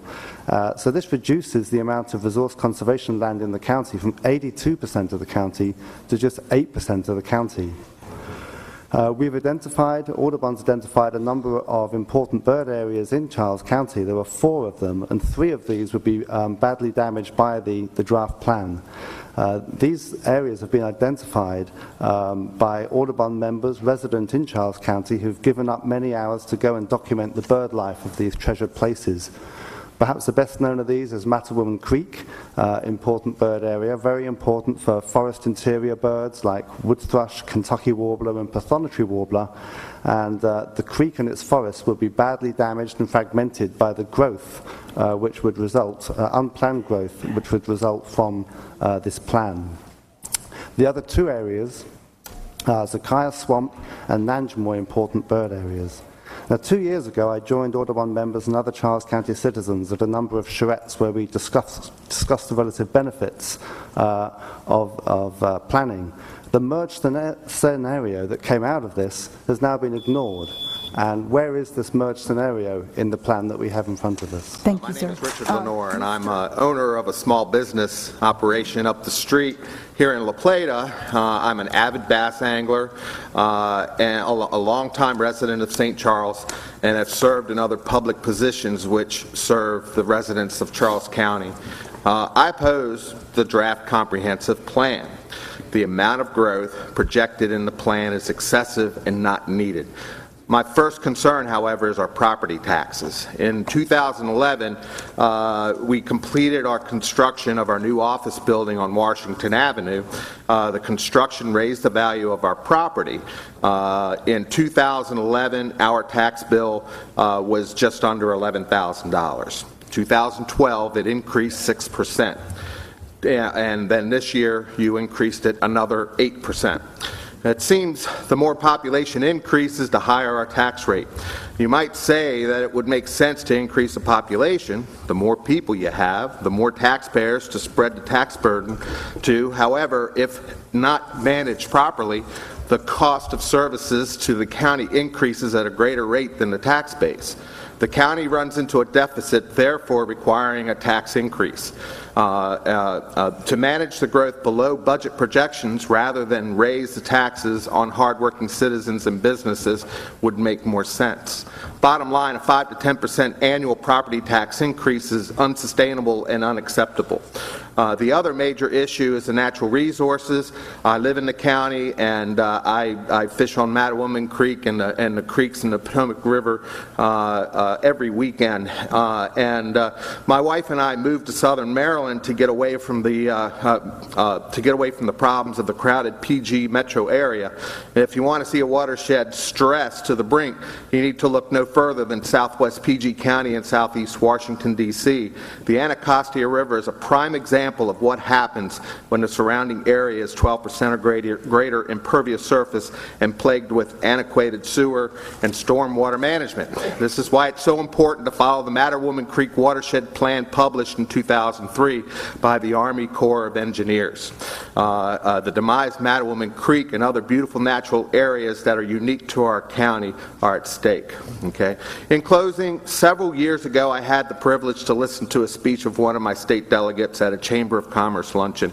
His comments about legislation have stayed with me to this day. I remember him saying that legislation is only good if it is fair and effective. Well, Mr. BGI, this process is not fair for Charles County and will only be effective in the decline in the quality of life for Charles County citizens. Please vote no for the comprehensive plan.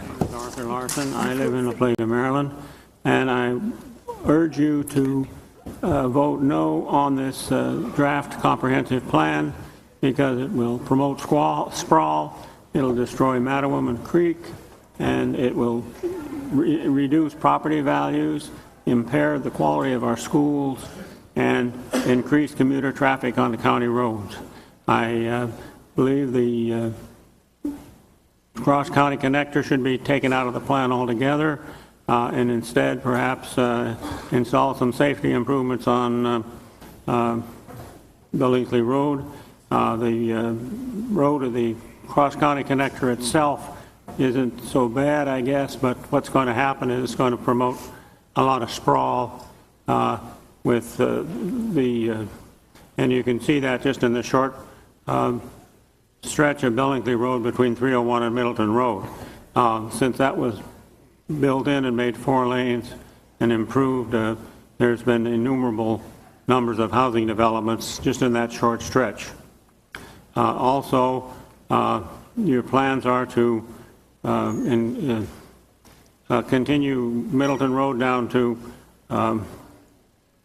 301. That will effectively create a Waldorf bypass, even though it's not a limited access road. It's going to nevertheless be a commuter bypass for Waldorf and for the people commuting into Washington, D.C. And for these reasons, I urge you to vote no on the draft plan that's before you. Thank you. Thank you. Good evening. Thank you for the opportunity to speak tonight. I'm asking you to reject the BGI growth plan in favor of the smart growth alternative. The new comprehensive plan is not a compromise, and I agree with the gentleman that spoke before. How can it be called a compromise when the overwhelming majority of people who worked on the original plan were not even there to be compromised with? Adopting this so-called compromise plan would be a gross subversion of the democratic process. To all the people who worked in good faith for over a year to come up with a plan that went by the principles of smart growth. So I strongly urge you to reject the BGI version of the comprehensive plan in favor of the smart growth version.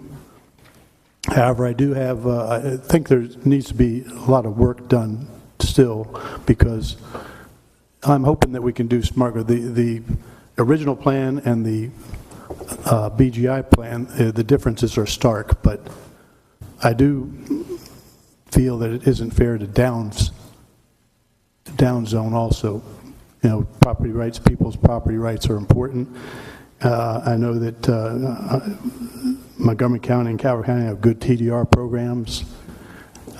Maybe we could look into that to make ours better, or even the PDR program. I mean, people should be not robbed of the value of their land.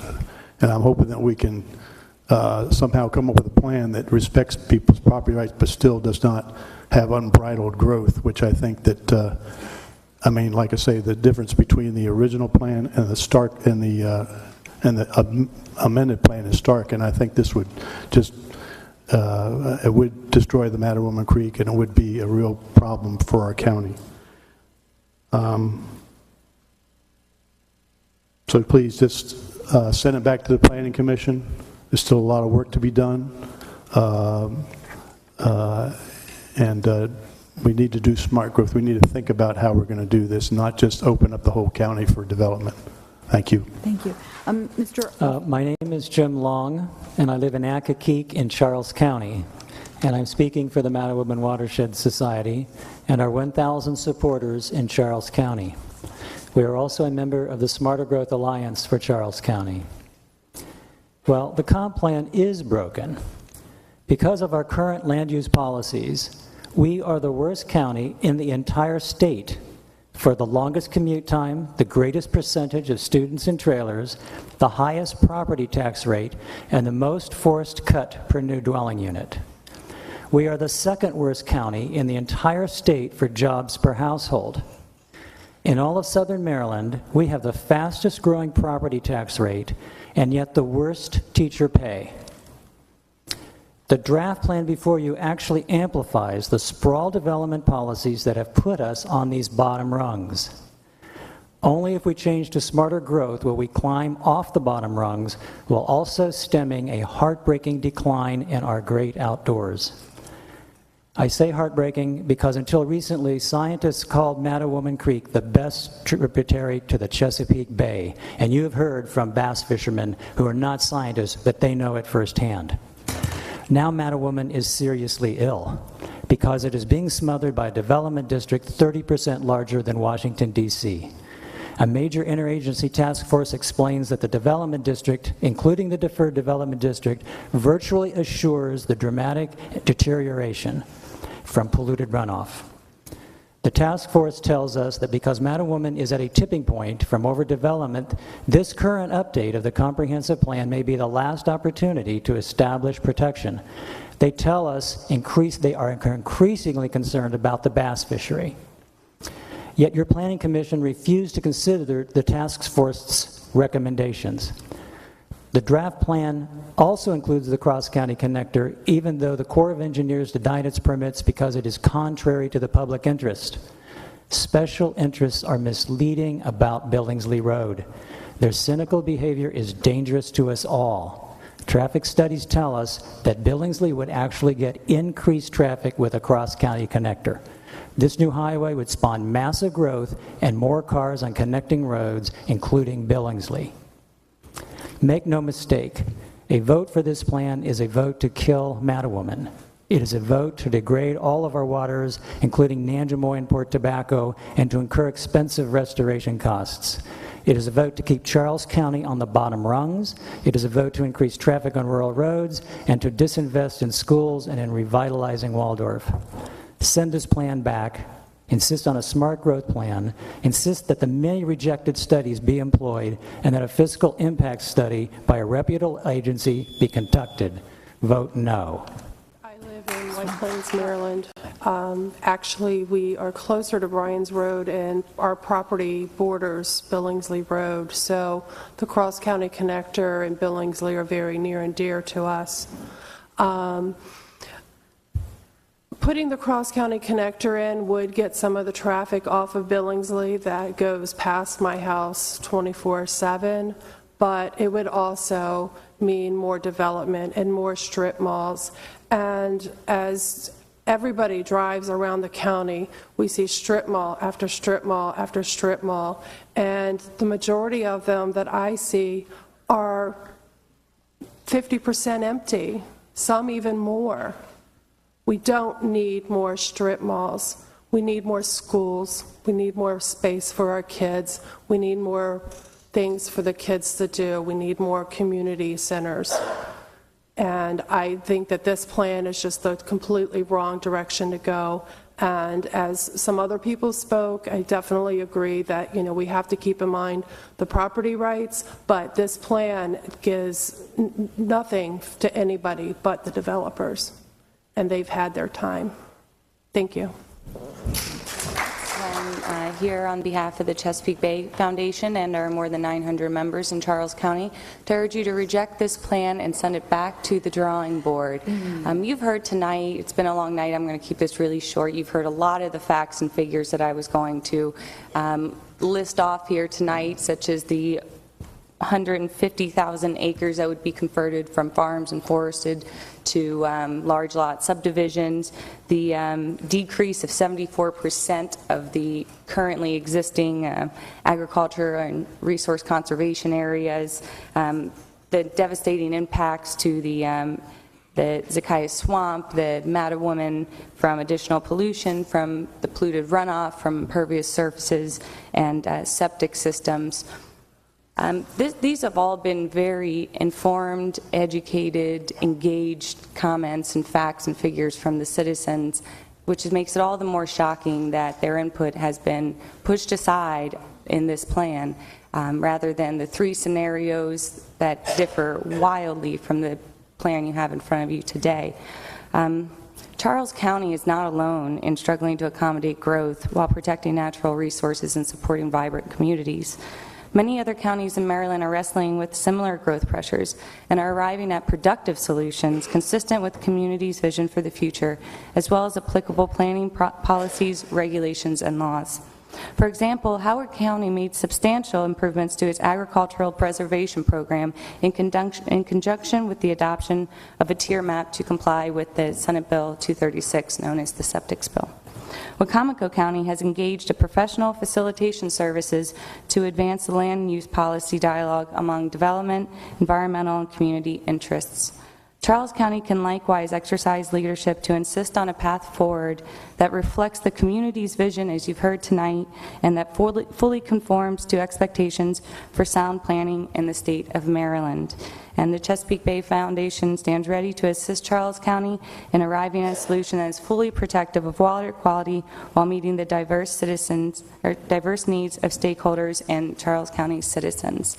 I've also submitted extensive formal comments that should have been received through email, and that I will distribute a hard copy to the clerk as well. Thank you for your time and attention this evening. Thank you. Mr. Winter and Ms. Moore. I'm Alex Winter of Bryan's Road. We are spending... I live over off of Bensville. Among the things that I haven't heard today is anyone speaking about how expensive life is going to get if the density increases in this particular county. The denser that it gets so far as homeownership goes and traffic, your insurance rates are going to drastically increase. The amount of damage done by storms, you're going to need a lot more first responders to be able to respond to that, especially as you go out further into the nether regions of Charles County. I don't know if the Charles County Sheriff's Department has access to a helicopter or not, but they might be needing one if this plan does go through. And I suggest that it go at the airport that's expanding. The crime's going to also increase, and as crime increases, your insurance rates are also, like I said, those are going to increase drastically too. The other major concern that I have is one of fresh water. Every time land is paved and graded and paved over, that fresh water gets sent down the sewer systems into the creeks and the waterways and right out into the bay. And we need that water to be absorbed into the groundwater to refill that aquifer, so we don't have to have desalinization plants. We don't have to go up to PG County, ask for blue planes, and have to deal with some of the nightmare scenarios or things that have happened in that county so far as water main breakage. We need to be able to take care of our own infrastructure here, and we need to ensure that it's sound and well maintained. And we also need to approach other companies like Dominion Power, who, from what I understand, they want to put another major gas transmission line through somewhere here in Maryland to take gas going out of the state onto barges. And that needs to be addressed, and I don't see any of that being addressed. I also see no vision so far as plans for that airport and what the usage. Are we going to, is it going to be used for charter, to bring in charter flights from people, tourists here in the area, or are we going to use it for cargo to divert some FedEx and UPS flights so that we can hire more workers to build an industry around that? There's still a lot that needs to be talked about in this comprehensive plan. It needs a vision. We need other industry for here in the area. I look at competition. A lot of times I look at the other counties. I got very upset when Montgomery County got a Fillmore and we didn't.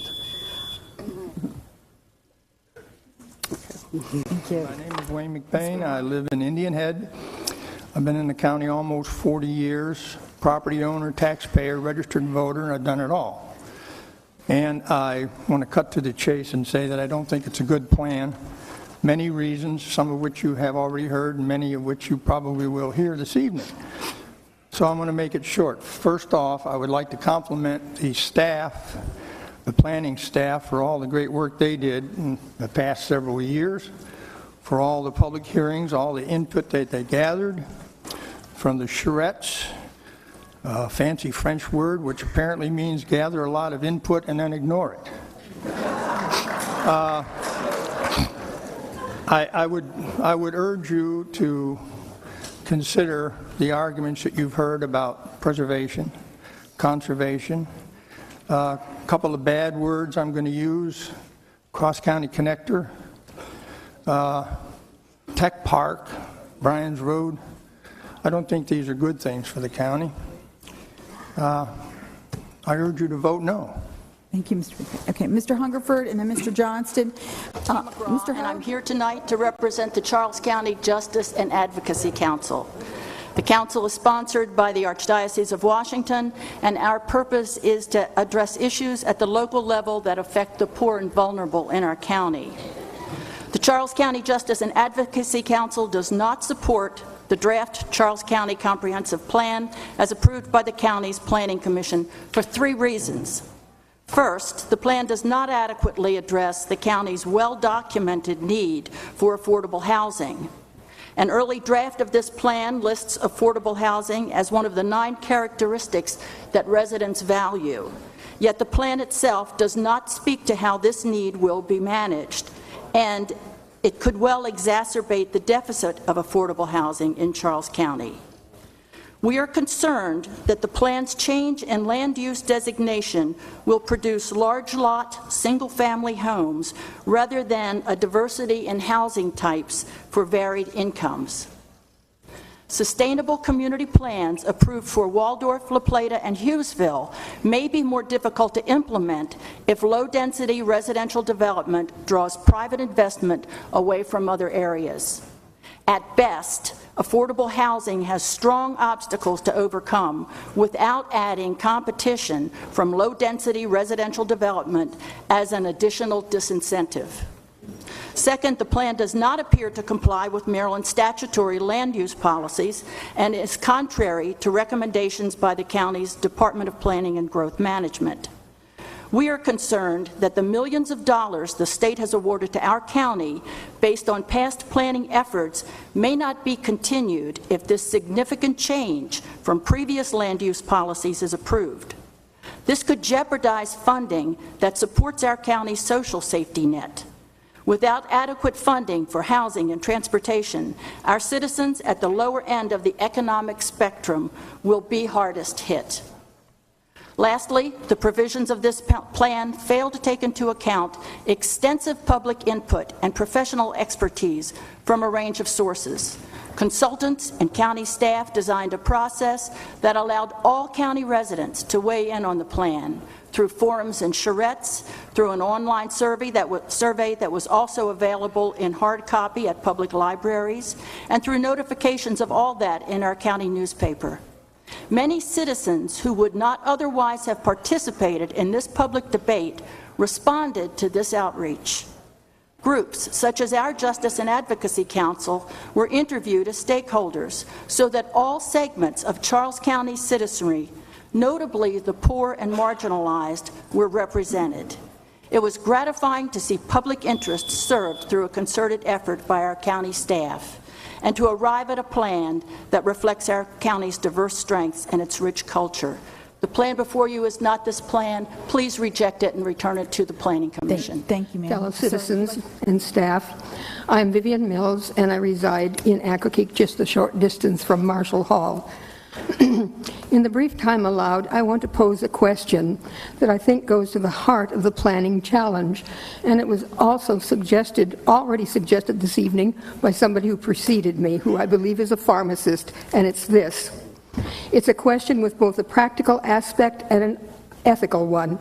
It is, who benefits? When private interests run up against the public interest, the community has to decide which should prevail. It's not that private interests don't count. They do, of course, but they should not be allowed to overpower the public good. Otherwise, some few people will enjoy financial gain while the citizenry as a whole is left holding the bag. The result? Mounting property taxes to pay for all kinds of demands involving schools, roads, police, and other vital services. Meanwhile, those who enjoyed the original personal gain will likely have moved on. The BGI plan, in my view, and in the view of many, many other citizens from all backgrounds, fails to satisfy the public interest test. If it is put into place, it will dictate what happens in this county over the next many years, as long as a decade, and of course, the reverberations will continue after that. If your job over the coming years will require you or other family members to commute, steel yourself to be stuck every day going and coming in your car on 301 or 210. And I can speak from personal experience, both those highways are clogged right now. So under the BGI plan, it will become only worse. We live in a world which is obvious to everybody of rapid change, and we need to learn to adapt to it. The kind of houses off by themselves with a great big lawn around it and a couple of cars and going a long distance to go places is becoming less and less popular because it's becoming less and less sustainable. So if we can avoid undesirable outcomes like that, we certainly should. For many years, I have expressed the idea that there's no reason that Charles County can't be the best. I hope it was not a foolish idea. Good evening, Madam President, Commissioners, fellow citizens. My name is Jonathan Mills. I'm a Charles County resident. If I were older, I would be proud to be, as an angry gentleman said earlier this evening, a 1970s hippie environmentalist. I'm going to skip most of this because of the hour. I'm just going to say, recently I had occasion to drive to Pennsylvania. To get there, I had to go through Montgomery County, a jurisdiction that finally got its overdevelopment under control, but too late. A 10-mile stretch of Interstate 270 accounted for a third of my 130-mile, 6-hour trip. There was no accident, no construction. I-270 is 7 lanes in each direction at that point, and every day it's still a parking lot. Prince George's County is much the same. Charles County still has the chance to put a stop to sprawl before it's too late. You can't build your way out of the problems that sprawl creates. You can't replace the habitat sprawl destroys. You can't compensate for the decline in quality of life that sprawl takes away. Passage of this plan would set Charles County on the same destructive path that have made Montgomery and Prince George's nightmarescapes of wall-to-wall sprawl, enriching a few but compromising the quality of life for everyone else. Please, please vote to reject the BGI plan. Thank you. Okay. I'm here because I'm angry and I'm disappointed. I'm disappointed that the process to consider, deliberate, and approve our comprehensive plan has become a farce. I am a witness to the impacts of poor planning on our county. I have seen hungry children in overcrowded lunchrooms told to throw away their food only 10 minutes after they sit down to eat. I have seen our county give up land initially set aside for school construction to be built with more homes, with more children. I have seen the roadway of Route 228 widened, straightened, and extended only to become more crowded and more dangerous. I have seen our waterways polluted with overflowing sewage from wastewater treatment systems that cannot accommodate today's population, let alone the population of tomorrow. I have seen the lawyers of developers testify in this room that the medical offices at Pembroke Square have hundreds of empty parking spaces during peak hours, which is an obvious joke to most of the people here. This hearing is not about property rights, just like the Civil War was not about property rights. This is about right and wrong. This is about whether our public meetings are a stage for acting or if they are a place for deliberation, consideration, and compromise. To illustrate this point, I ask our 5 county commissioners to answer a question by show of hands. If you have already decided how you will vote on this plan, please keep your hands down. If you are actively deliberating your vote this evening, please raise your hands. Let me be specific about what is wrong in this proposed plan. This plan avoids compromise by completely disregarding the merge scenario that our citizens and the county staff worked so hard on. The cross-county connector. This county has already several roadways that connect Route 301 to Route 210. If the cross-county connector were going to widen and make the existing Billingsley Road route more safe, I would support it. But that is not what is in this plan. Anyone who claims the cross-county connector is about safety is either misinformed or deceitful. This plan calls for Billingsley Road's unsafe portions to stay open to traffic with no improvement, and a new highway to be built just north of Billingsley Road. The only reasonable purpose is to allow more residential development along its planned corridor. If I am wrong, then I propose the connector be built with limited access, with entrances only at Route 210, 229, and Middletown Road. Please reject this plan and send it back to the Planning Commission for a compromise. Thank you. Nope, come on, folks. The arguments have already been made by the state, the citizens, and the residential development industry in Charles County. The plan before you was written by approximately 0.2% of Charles County's population and only benefits approximately 0.2% of Charles County's population, with no regard for the resulting consequences for the remaining 99.8% of our population. The merged scenario was a balance, the compromise that resulted from all of the citizen input during the open planning process. It is outrageous that the majority of the Planning Commission threw out the merged scenario and replaced it with what is before you tonight. In fact, it is indefensible. Reject this plan and direct the Planning Commission to bring back the merged scenario. Thank you. Thank you. Ms. Kirk. Good evening, President Kelly and Commissioners, and good evening to all the caring persons from Charles County. First question I'd pose to you is, I'm sure you know, is do you know why waterfront property is so valuable? The answer is simple. They're just not making it anymore. And that's why I'm here to speak to my concerns about Mattawoman Creek. I'm a full-time hunting and fishing guide, book author, and outdoor writer. I have been fishing full-time on Mattawoman Creek since 1982, and there isn't a man, alive or dead, that has more time on that water than I. I've seen the good, the bad, and the ugly. I recall back when Henry Thomas, the guy that worked his entire life on the Navy base, once said to me, he said, Ken, he said, we dumped enough acid into Mattawoman Creek to burn the feet off the ducks. Just think about that one. I also know that the Navy was blatant in their pollution. They burnt off and made explosions and made a mess out of the entire creek. And I had reason to show one of their explosions on national TV, and I got accused of, like, treason or what have you.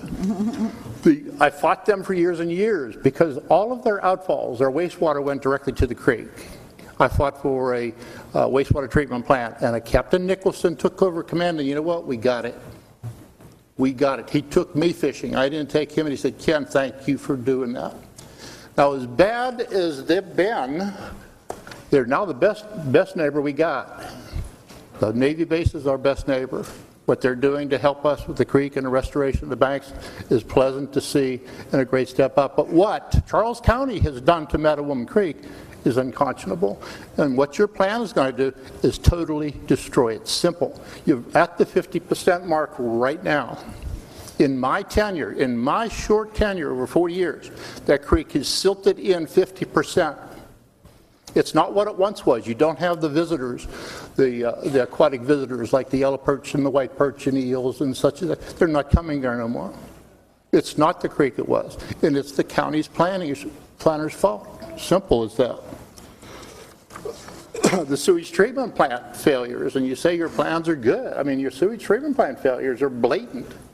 And I mean, not even advertised, but I'm on the creek. I see it. I smell it. It comes on down. It's horrible. Charles County stands more to gain from the Potomac River and Mattawoman fisheries than any other county in Maryland and Virginia because of Smallwood State Park. And by the way, the Navy threatened to take Smallwood State Park away from us at one time. And it was us that fought to keep it. And we did. And you know the benefactors is Charles County. We're all benefactors from the Potomac River revival, and Mattawoman Creek is the jewel. Of all the Chesapeake Bay tributaries, none come even close to what she offers you. Okay, thank you, Mr. Penrod. Mr. Wilkerson, and can we have Mr. Waring? Well, I'm trying to get the neutral line. But I'm not neutral. I know, we're just hang tight, Mr. Ulmer. We're gonna get to you next. It's a little confusing. Okay, go ahead, Mr. Wilkerson. Yes, I'm Larry A. Wilkerson of Waldorf, Maryland. Good evening, ladies and gentlemen. It's indeed an honor and a privilege to be allowed to speak briefly this evening. Commissioners, staff, and community members. I am Pamela Peterson, a member of the Board of Education, and I am here today representing the board. It is the Board of Education's role to advocate for the needs of our students. After 2 consecutive years of redistricting students due to overcrowded conditions at schools, the board would be remiss if it did not share its concerns about the proposed comprehensive plan.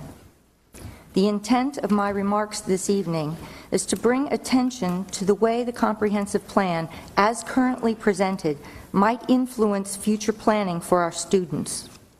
We don't want to be in a position of moving our children again because of unpredictable growth.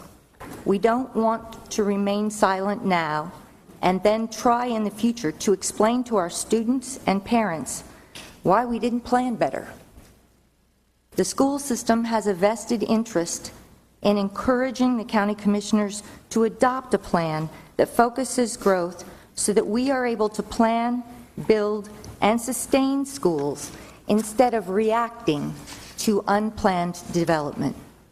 The Board of Education has representation on the School Adequate Public Facilities Committee and has found those committee discussions to be enlightening and challenging. We hope you will give consideration to how this comprehensive plan will affect the population of our schools.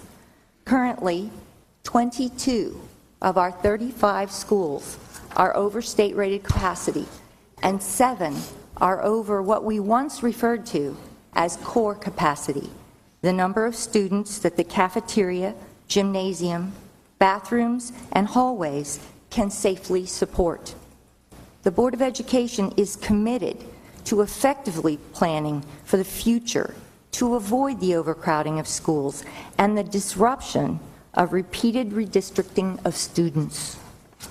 We hope the county commissioners consider the difficulty of planning and building schools under a proposal that does not concentrate growth in specific areas. We thank you for your time and consideration to these very important influences on the future planning of our school system. Thank you. I'm president of the Port Tobacco River Conservancy, and so I have a report here for you. The Port Tobacco River Conservancy's Board of Directors opposes the draft comprehensive plan under consideration by the county commissioners because it will cause our rivers and streams to become more polluted, be a greater risk to public health, prevent the return of fish and fishermen, reduce property values, and adversely affect our local economy. These comments are based on 12 years of data collected by PTRC and scientific studies conducted by the U.S. Geological Survey, U.S. Department of Agriculture, and various Maryland state agencies. A summary of this data and studies are: PTRC has done 10 years of water quality monitoring in the Port Tobacco River and its 50 miles of streams, obtaining over 1,000 samples that show harmful levels of bacteria, virus, and nutrients entering the river. 2, PTRC's water quality data was analyzed by the Maryland Department of Health and Mental Hygiene and the Johns Hopkins University's Bloomberg School of Public Health. They advised the county in 2004 that corrective action should be taken immediately to prevent a risk to public health. A Port Tobacco River watershed action strategy has been signed in 2007 by all county commissioners, which outlines actions to reduce pollution, restore, and protect the watershed. PTRC's data indicates that the major sources of bacteria and nutrient pollution are from approximately 1,500 failing septic systems in the Port Tobacco River watershed. The U.S. Geological Survey conducted a 2-year study funded by EPA granted to PTRC that determined the predominantly sand and gravel soils and high groundwater had the effect of flushing out the septic drain fields after it rains. This carries harmful human waste pollutants rapidly into streams in the river. The U.S. Department of Agriculture soil scientists also conducted from their soil surveys that soils in the watershed and in most of Charles County are problematic for the use of septic systems. The current draft 2013 comprehensive plan converts previously conserved land to Tier 3 land allowing large lot developments on septic systems. This will result in an unknown and uncontrolled number of additional septic systems where many will fail because of the aforementioned soil conditions. If this plan is approved, the commissioners will have a legacy of making decisions based on opinions and not facts from economic and environmental studies that many of us have repeatedly requested. But worst of all, the legacy of approving a plan that will affect all of our families, friends, and visitors. We respectfully ask all the commissioners consider the concerns of all citizens of Charles County. Thank you, sir. Mr. Havrilla. Before you is a plan created by BGI and promoted by their paid consultant, Marie Levy.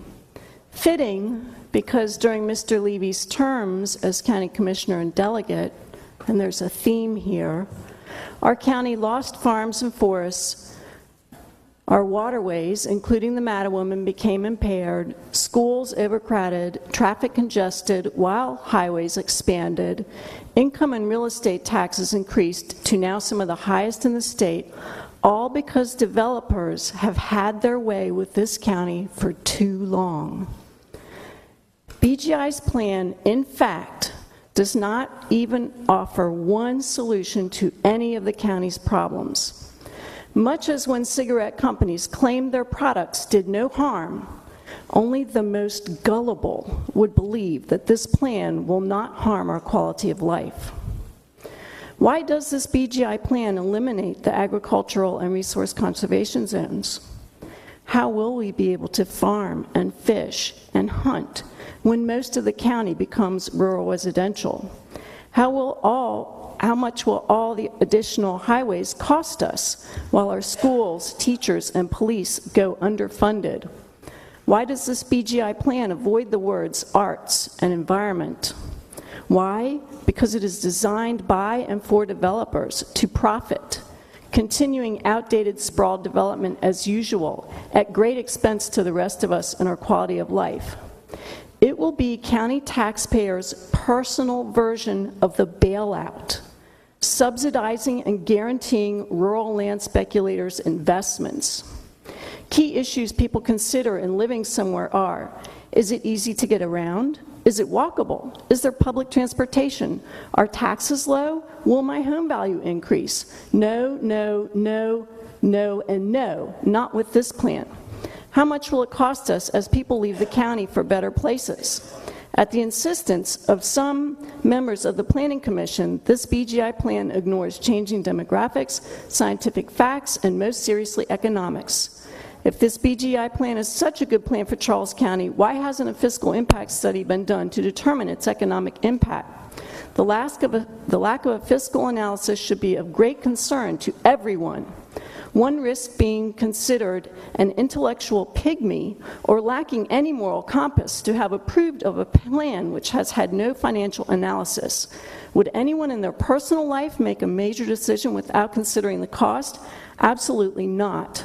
For a public official to do so is gross intentional negligence. If you understand and take your responsibilities as commissioner seriously, you will require that a fiscal impact study be done before you conduct any vote on any comprehensive plan. Thank you, Mr. Eddy. Yes, sir. Good to see you again. It's been a while. My name is Scott Sewell. I'm the Conservation Director for the Maryland Bass Nation. Been in that position for about 14 years. I'm not a resident of Charles County. I live in Baltimore County, north of Baltimore. But I come down here several times a year, rent a motel, patronize your restaurants, buy gasoline, buy supplies as I need them, because I am a bass fisherman. I'm an addicted bass fisherman, and I'm addicted to the Potomac River and Mattawoman Creek in particularly. Why? You've probably heard this before, and I'm speaking to you from the heart. You have got a gem in Mattawoman Creek. I don't think a lot of people realize that is the single best fishery and nursery for a lot of fish on the entire East Coast, if not one of the best fisheries in the whole country. National tournaments trails come here. You have, like I said, I spend probably $700 or $800 a trip. Multiply that by about, 20,000 of guys just like me who come from Pennsylvania, New Jersey, Delaware, New York, Massachusetts, down here for tournaments. It's a real money generator for your businesses in the Waldorf, La Plata area. And the last point I'd like to make, and you don't have to go any farther than Piscataway Creek, just a few miles up the river, to see what the development did to that creek. Piscataway years ago, large vessels used to go and anchor in there. Today, you can barely get a bass boat through there in low tide. Mattawoman Creek is headed that direction if you don't preserve it. There's one voice that you haven't heard here tonight. That's the voice of the fish, the birds, the eagles, the deer, raccoon. These are all things that when I go out on a fishing trip, I'm not just there to catch fish. I enjoy being out in nature and seeing all these things. They don't have a voice here today. They can't vote. They can't attend political rallies, but that's their home.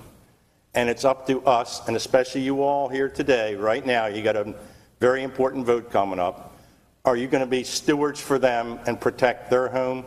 I'm not saying vote against this plan or for it. I'm saying you've got to protect Mattawoman Creek. Maybe you can amend the plan, but whatever you can do, do it, because once it's gone forever. Thank you. Members of the Board of County Commissioners. For the record, my name is Richard Hall. I'm Secretary of the Maryland Department of Planning and Chair of the Smart Growth Subcabinet. And I'm speaking tonight on behalf of the O'Malley administration. However, I do want to mention that I believe one of my colleagues, Christine Kahn from the Department of Natural Resources, will speak sometime later. I think I heard you call her name.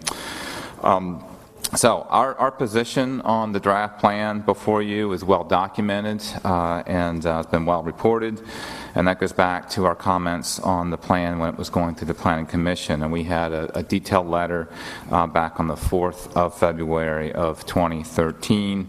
All these letters are on our webpage, and we comment in detail on every local government's comprehensive plan in the state as they go through the process.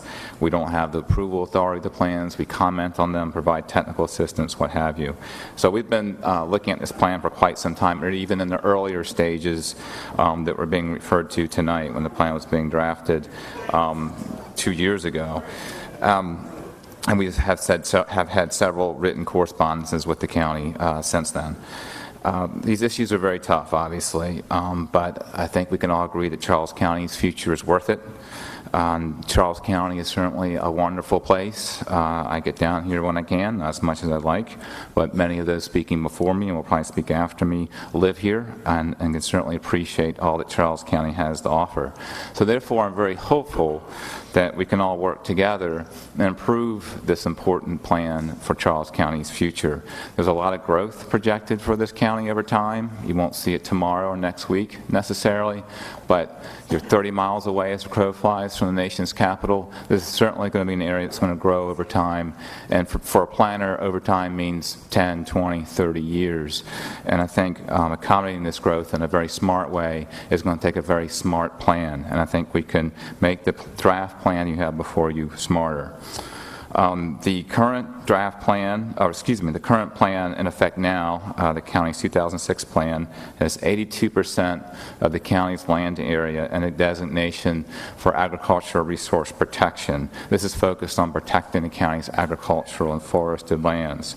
The average percent for counties across Maryland is 80%. So Charles County currently is 82%. However, the draft plan that's before you would take this percentage down to 8. So you're going from 82 to 8% of the county designated for agricultural or resource protection. This plan has taken the county backwards. I do want to say, however, we are very excited about the plans for Waldorf and for trying to get bus rapid transit down there, maybe ultimately light rail, and all the very hard detailed work it takes to do that detailed sector plan and to bring that into the county's comprehensive plan. Again, we're very excited about that. We are concerned about bringing that to fruition given the balance of the plan and our concerns with it. I will leave it at that. It's important for the county streams, rivers, and for the bays and our communities moving forward that we work together in the future to redraft this plan. That's our hope. Thank you. Thank you. And thank you for letting me speak here tonight. And I owe you guys an apology because I sent my comments on email and said I wasn't going to be here. So you're pretty sad to see my face. But I was at work and I snuck out of work to come here. My written comments really talk a lot about the folly of maintaining, this plan maintains the village designation priority funding area for a number of post office stops in the Northern Neck, Morgantown, Wayside, Issue, Mount Victoria, there's other, Tompkinsville. Anyway, that is the definition of leapfrog development, and I think you should really look at it. It should not be in the plan. A couple of weeks ago, you guys were writing a letter to the Secretary of Transportation in response to his letter to you. And one of the conversations, I watched the video, and one of the things you were talking about, the beliefs some of you had that the state was overreaching by commenting, was that land use decisions are made on the local level. And you're right. And I hope you realize today how local it is. And we are all here because we care so much. And, you know, the other thing to think about is the number of people here tonight who are hoping you vote no. We're saying we have this fabulous merge, well, we have the merge scenario, which was the compromise. Now, I think most of those people, myself included, prefer scenario 1. But unlike BGI, unlike the Tea Party, we understand compromise. And that's what we're looking for, is compromise for our county. And so that's why I urge you tonight to send this back. There is a better plan there, and thank you. I'm a resident of Marbury and the president of Citizens for a Better Charles County. CBCC has been actively involved in the process for developing the 2012 Comprehensive Plan. During stakeholder interviews, CBCC outlined its 5 core issues for growth and development in Charles County: smart growth, economic development, water resources, transportation, and sustainable practices. Beginning in 2011, at least 2 CBCC representatives attended each of the 3 regional design charrettes, at which the 3 preliminary scenarios for the comprehensive plan were presented and discussed. In August of that year, we commented on those 3 scenarios, which ranged from a scenario that emphasized natural resource protection to one that included few restrictions on development.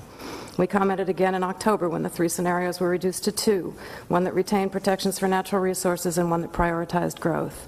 Finally, in December, the county presented a merged scenario that was a compromise based on public input. Highlights included protection of major watersheds and concentration of development in an urban core that would support light rail transit. As you know, in early 2012, the Planning Commission rejected this compromise and adopted a plan that retains many of the features of the 2006 Comprehensive Plan that resulted in rapid development in the county. The 2006 approach to growth simply is no longer suited to the needs of the county. It will continue the trends of overcrowded schools with trailer classrooms and frequent redistricting, a property tax rate that is the highest in the state, a commute that is the longest in the state, billions of dollars for roads and other infrastructure that will be paid for at citizens' expense, and degradation of our forests and streams. Not only does Charles County need a new approach to the comprehensive plan, it needs a new approach from its leaders. The problems with the plan that is currently before you have been raised over and over at every level of the process. The reaction has been avoidance and denial. The obvious question about this draft plan and the process under which it was developed is who benefits. Citizens and groups with many different points of view have participated in the process, but has a single one of them spoken in favor of handing the citizens of this county a $2 billion bill for road construction? Has a single parent thanked our leaders for the opportunity to send their child to school in a trailer? Has a single commuter said they look forward to spending more time in traffic, getting to work and back every day? Has a single family said that their experience using the Indian Head Rail Trail would be enhanced if it were lined with new housing construction from end to end? Has a single property owner offered to do their part to support someone else's property rights by drilling a new well so another subdivision can be built? As our leaders, whom do you represent? This county is facing serious issues that affect all of us. We need informed leaders who will face those issues and engage with the citizens in addressing them. We need leaders who will balance the investments needed to support new growth with the very real issues that we already face of inadequate infrastructure and underserved communities. We need leaders who will work cooperatively with the state agencies that play a critical role in funding these investments. Fortunately, the solution is not difficult. The initial process of public input produced the merged scenario which considered and balanced all these issues. We ask you as the county leaders to consider the interests of the citizens as a whole and reject this comprehensive plan in favor of consideration of the merged scenario. Thank you. As a lifelong Charles County resident, concerned citizen, and property owner, I attended many of the meetings held in regard to the comprehensive plan update. Certainly, I'm not only disappointed but frustrated that some members of the Planning Commission failed to listen to all residents of Charles County, nor did they care to be educated so they could provide a comprehensive plan that supports economic prosperity and sustainable smart growth. State officials opposed the draft comprehensive plan. I ask that you support the citizens of Charles County and take into account the input received from these officials. The proposed draft comprehensive plan is the wrong vision for the county's future because it promotes costly sprawl residential development. This costly sprawl development will cause more school overcrowding, higher property taxes, and less funding from the state. Please reject this plan. My name is Meredith Sweet. I have been asked to turn in this petition against the plan to the Board of Commissioners on behalf of the Smarter Growth Alliance for Charles County. For this petition, we spent hundreds of hours speaking to thousands of people around the county.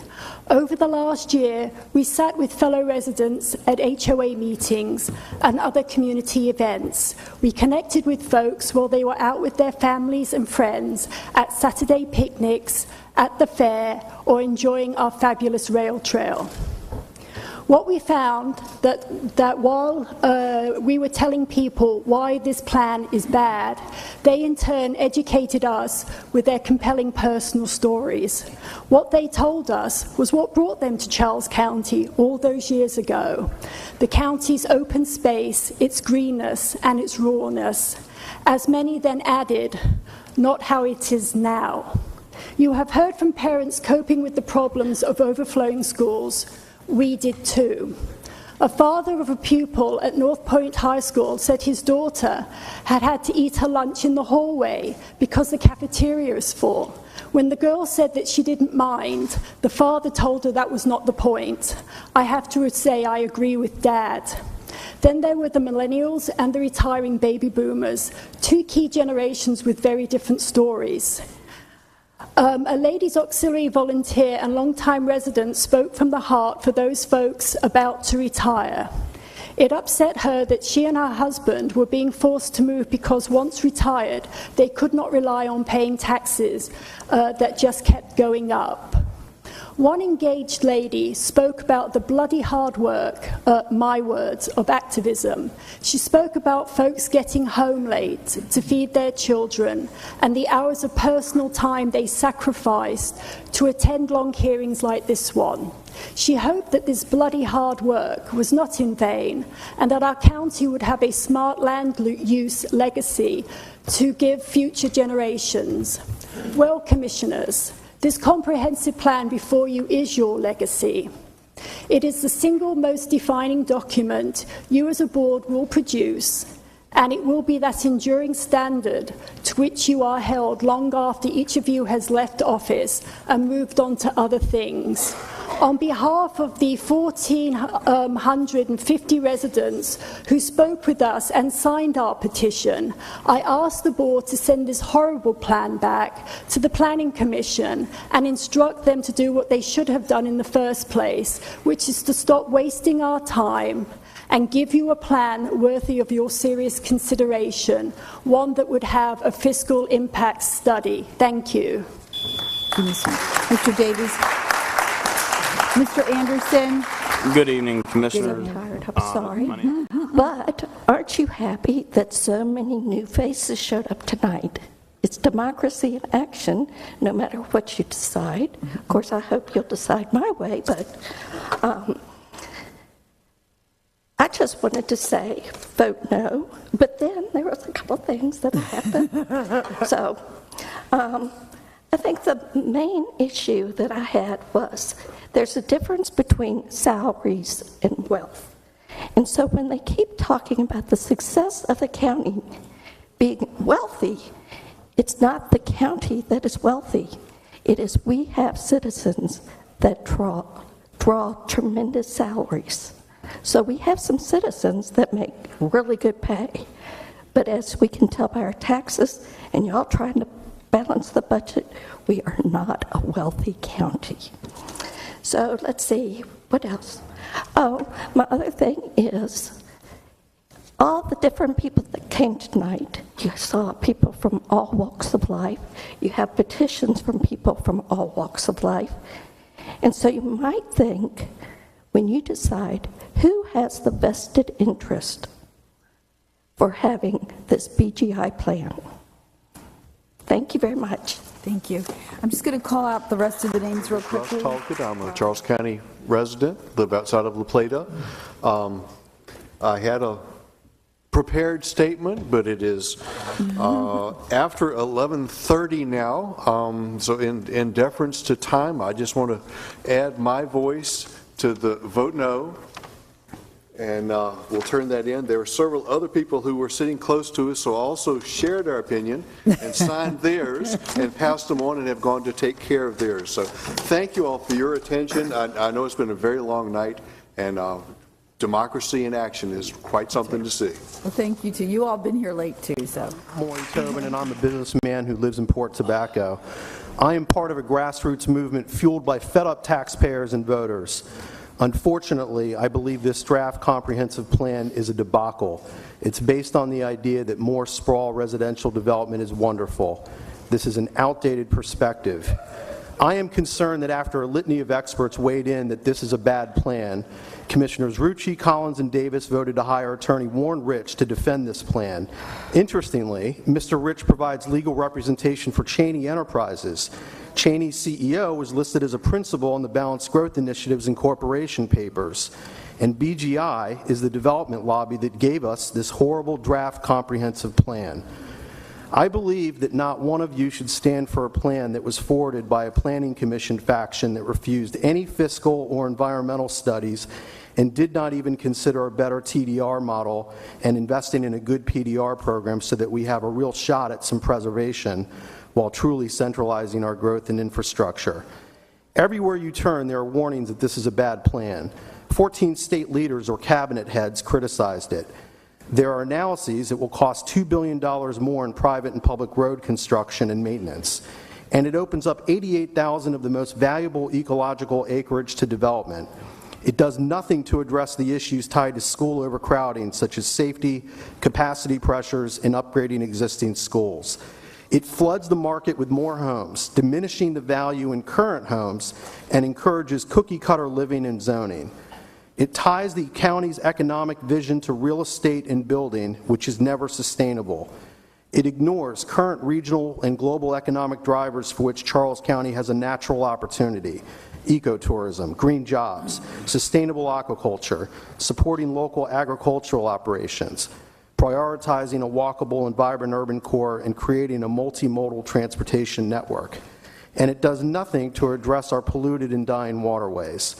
I question whether the past 40-plus years led us to an enviable position when county residents have the highest property taxes and the longest commutes, and we treat forests and agricultural lands as if they have no intrinsic value, despite that open space increases land values, invites investment, and improves citizens' quality of life. In the end, forward-looking areas are proving that you don't destroy what makes your county unique and interesting. We shouldn't compete to the bottom with sprawl. We should protect our assets and future with smart growth. This plan shoulders taxpayers with the mess of subsidizing the cost of sprawl development and condones destroying our beautiful county. Thank you. Mr. Brugge, if you'd like to start, sir. Ms. Kennedy, I'm sorry to say that you was going to step down. But what I want to say is, has been said in the print, in the papers, and I stand by it 100%. Because, Mr. Collins, you said you wasn't going to build a ghetto in Bryan's Road, but you want to put high-rise apartments over there. What do you think would come with that? And I took out the Baltimore Sun the other day, and we did a few shoots of our development, and you should see the trash runoff that is running off into the Potomac, and where you think that waste would wind up at in the Chesapeake Bay. The BG3, Ms. Davis, I haven't seen you yet. I called you. I haven't seen you out over there yet. You come to a picnic, you stay for about 5 minutes, and you turn around and left. And Mr. Rucci, you say you had a hard time getting to the west side of Charles County, going out Billerton Road, so you was in a nervous wreck when you got there. I'd like to know, how did you cross the street over to the coffee shop for Mr. Ken Robinson meeting? Did Mr. Davis and Ms. Davis and Rucci had to hold your hand across the street? I just want to say this right here. The plan should be taken out of this and return Bryan's Road to a village. That's what it should be. How can you take a rural area and turn it into a rural ghetto? It don't make no sense at all. The Waldorf connector and the Bryan's Road connector just bring additional traffic, bring more accidents than you would have on 228. I'm in a nervous wreck when I travel 228, but when I take route Billerton Road, it's easier for me to get here. I'm calm and I'm cool when I take that route, you know. And take this plan back, relook it over, and your future may last and may go a lot further. Right now, you're declining very, very fast. Take it from me, okay? That's all I had to say. Thank you. Thank you, Mr. Davis. Mr. Haven, and sir, do you want to come on up and have a seat? And you're Ms. Tierney? Okay, I'm a Bryan's Road homeowner, a father, and a husband.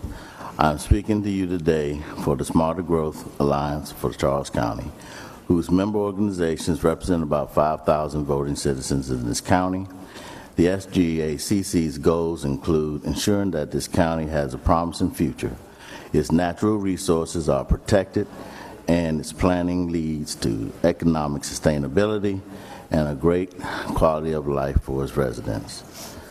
The reality is that the proposed comprehensive plan fails miserably in these areas. We want to point out one fact up front. All this talk about property rights and down zoning is a radical idea. Quite frankly, it's rubbish. Under Murray Levy's presidency, a Rural Commission majority years ago recommended down zoning while considering ways such as a better transfer of development rights program to preserve rural and agricultural lands. It was dismissed.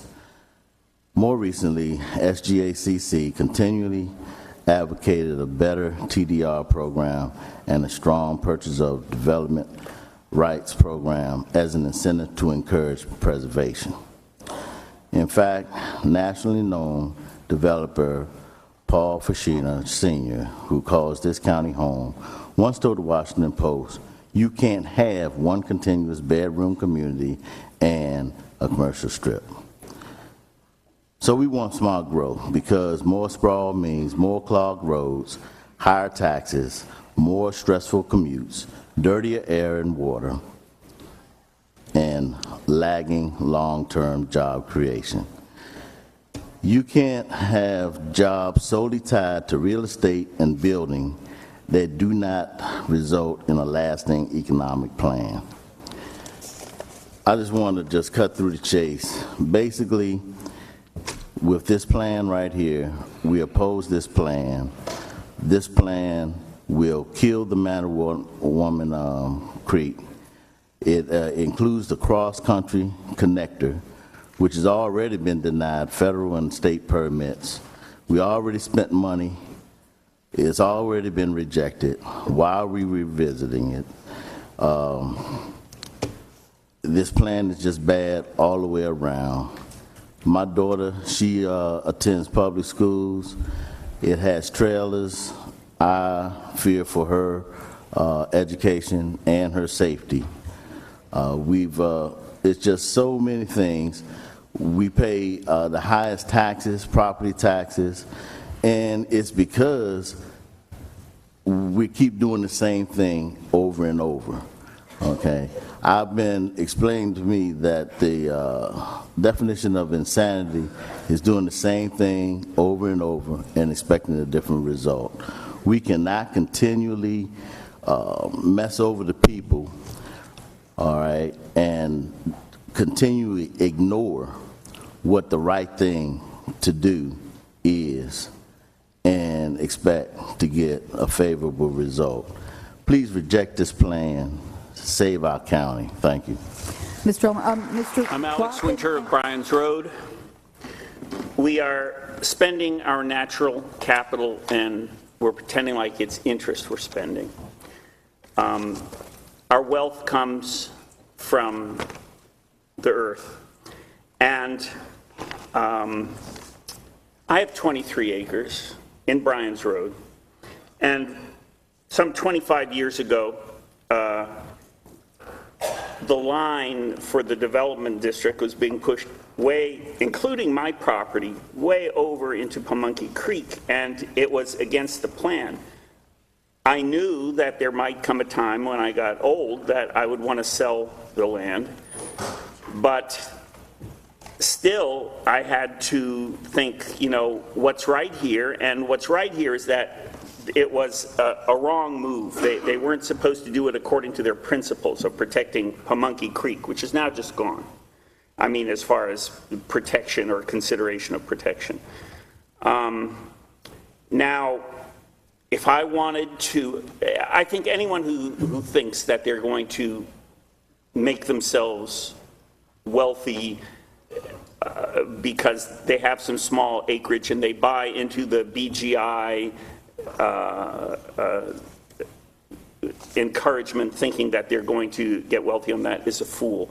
And I may be a fool, but I'm not that kind of fool, because I know the way that you can get your land so wealthy, so valuable. Just a few people are going to get to do it. And I love what this guy said, that he was an economics graduate, he was saying. He said, due process has been committed.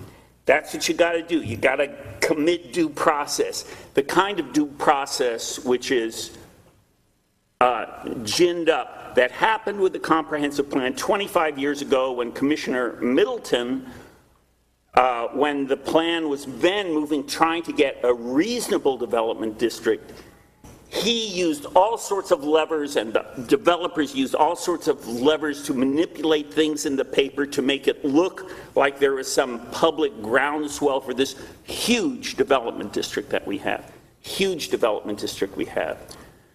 And that's being continued now. BGI is more levels, more committing due process.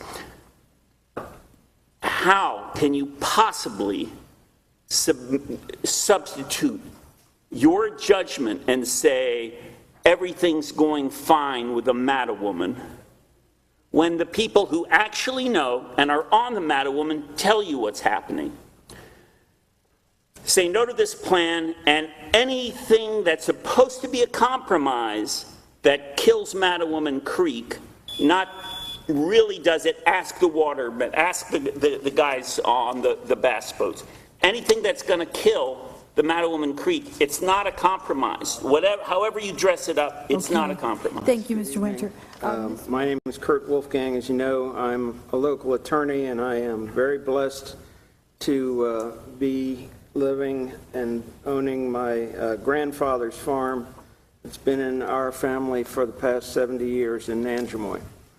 And I am sorry to say that over the last 50 years, I've seen a dramatic decrease in the quality of nature and the river and the streams surrounding the property, and the loss of a number of species of wildlife in that area.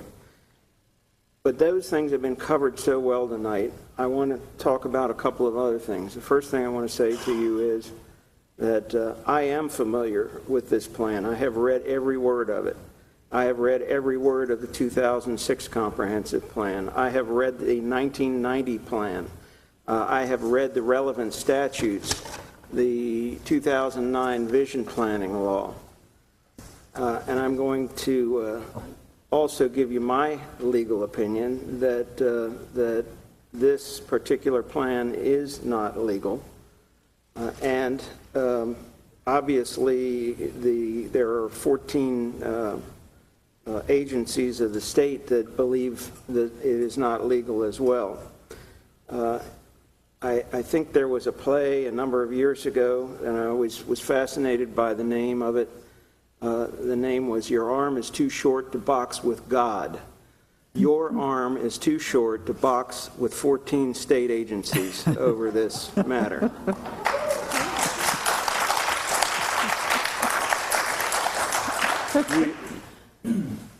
I am confident that the state of Maryland will quickly have the county in court over the matter if this comprehensive plan is passed, and well, they should.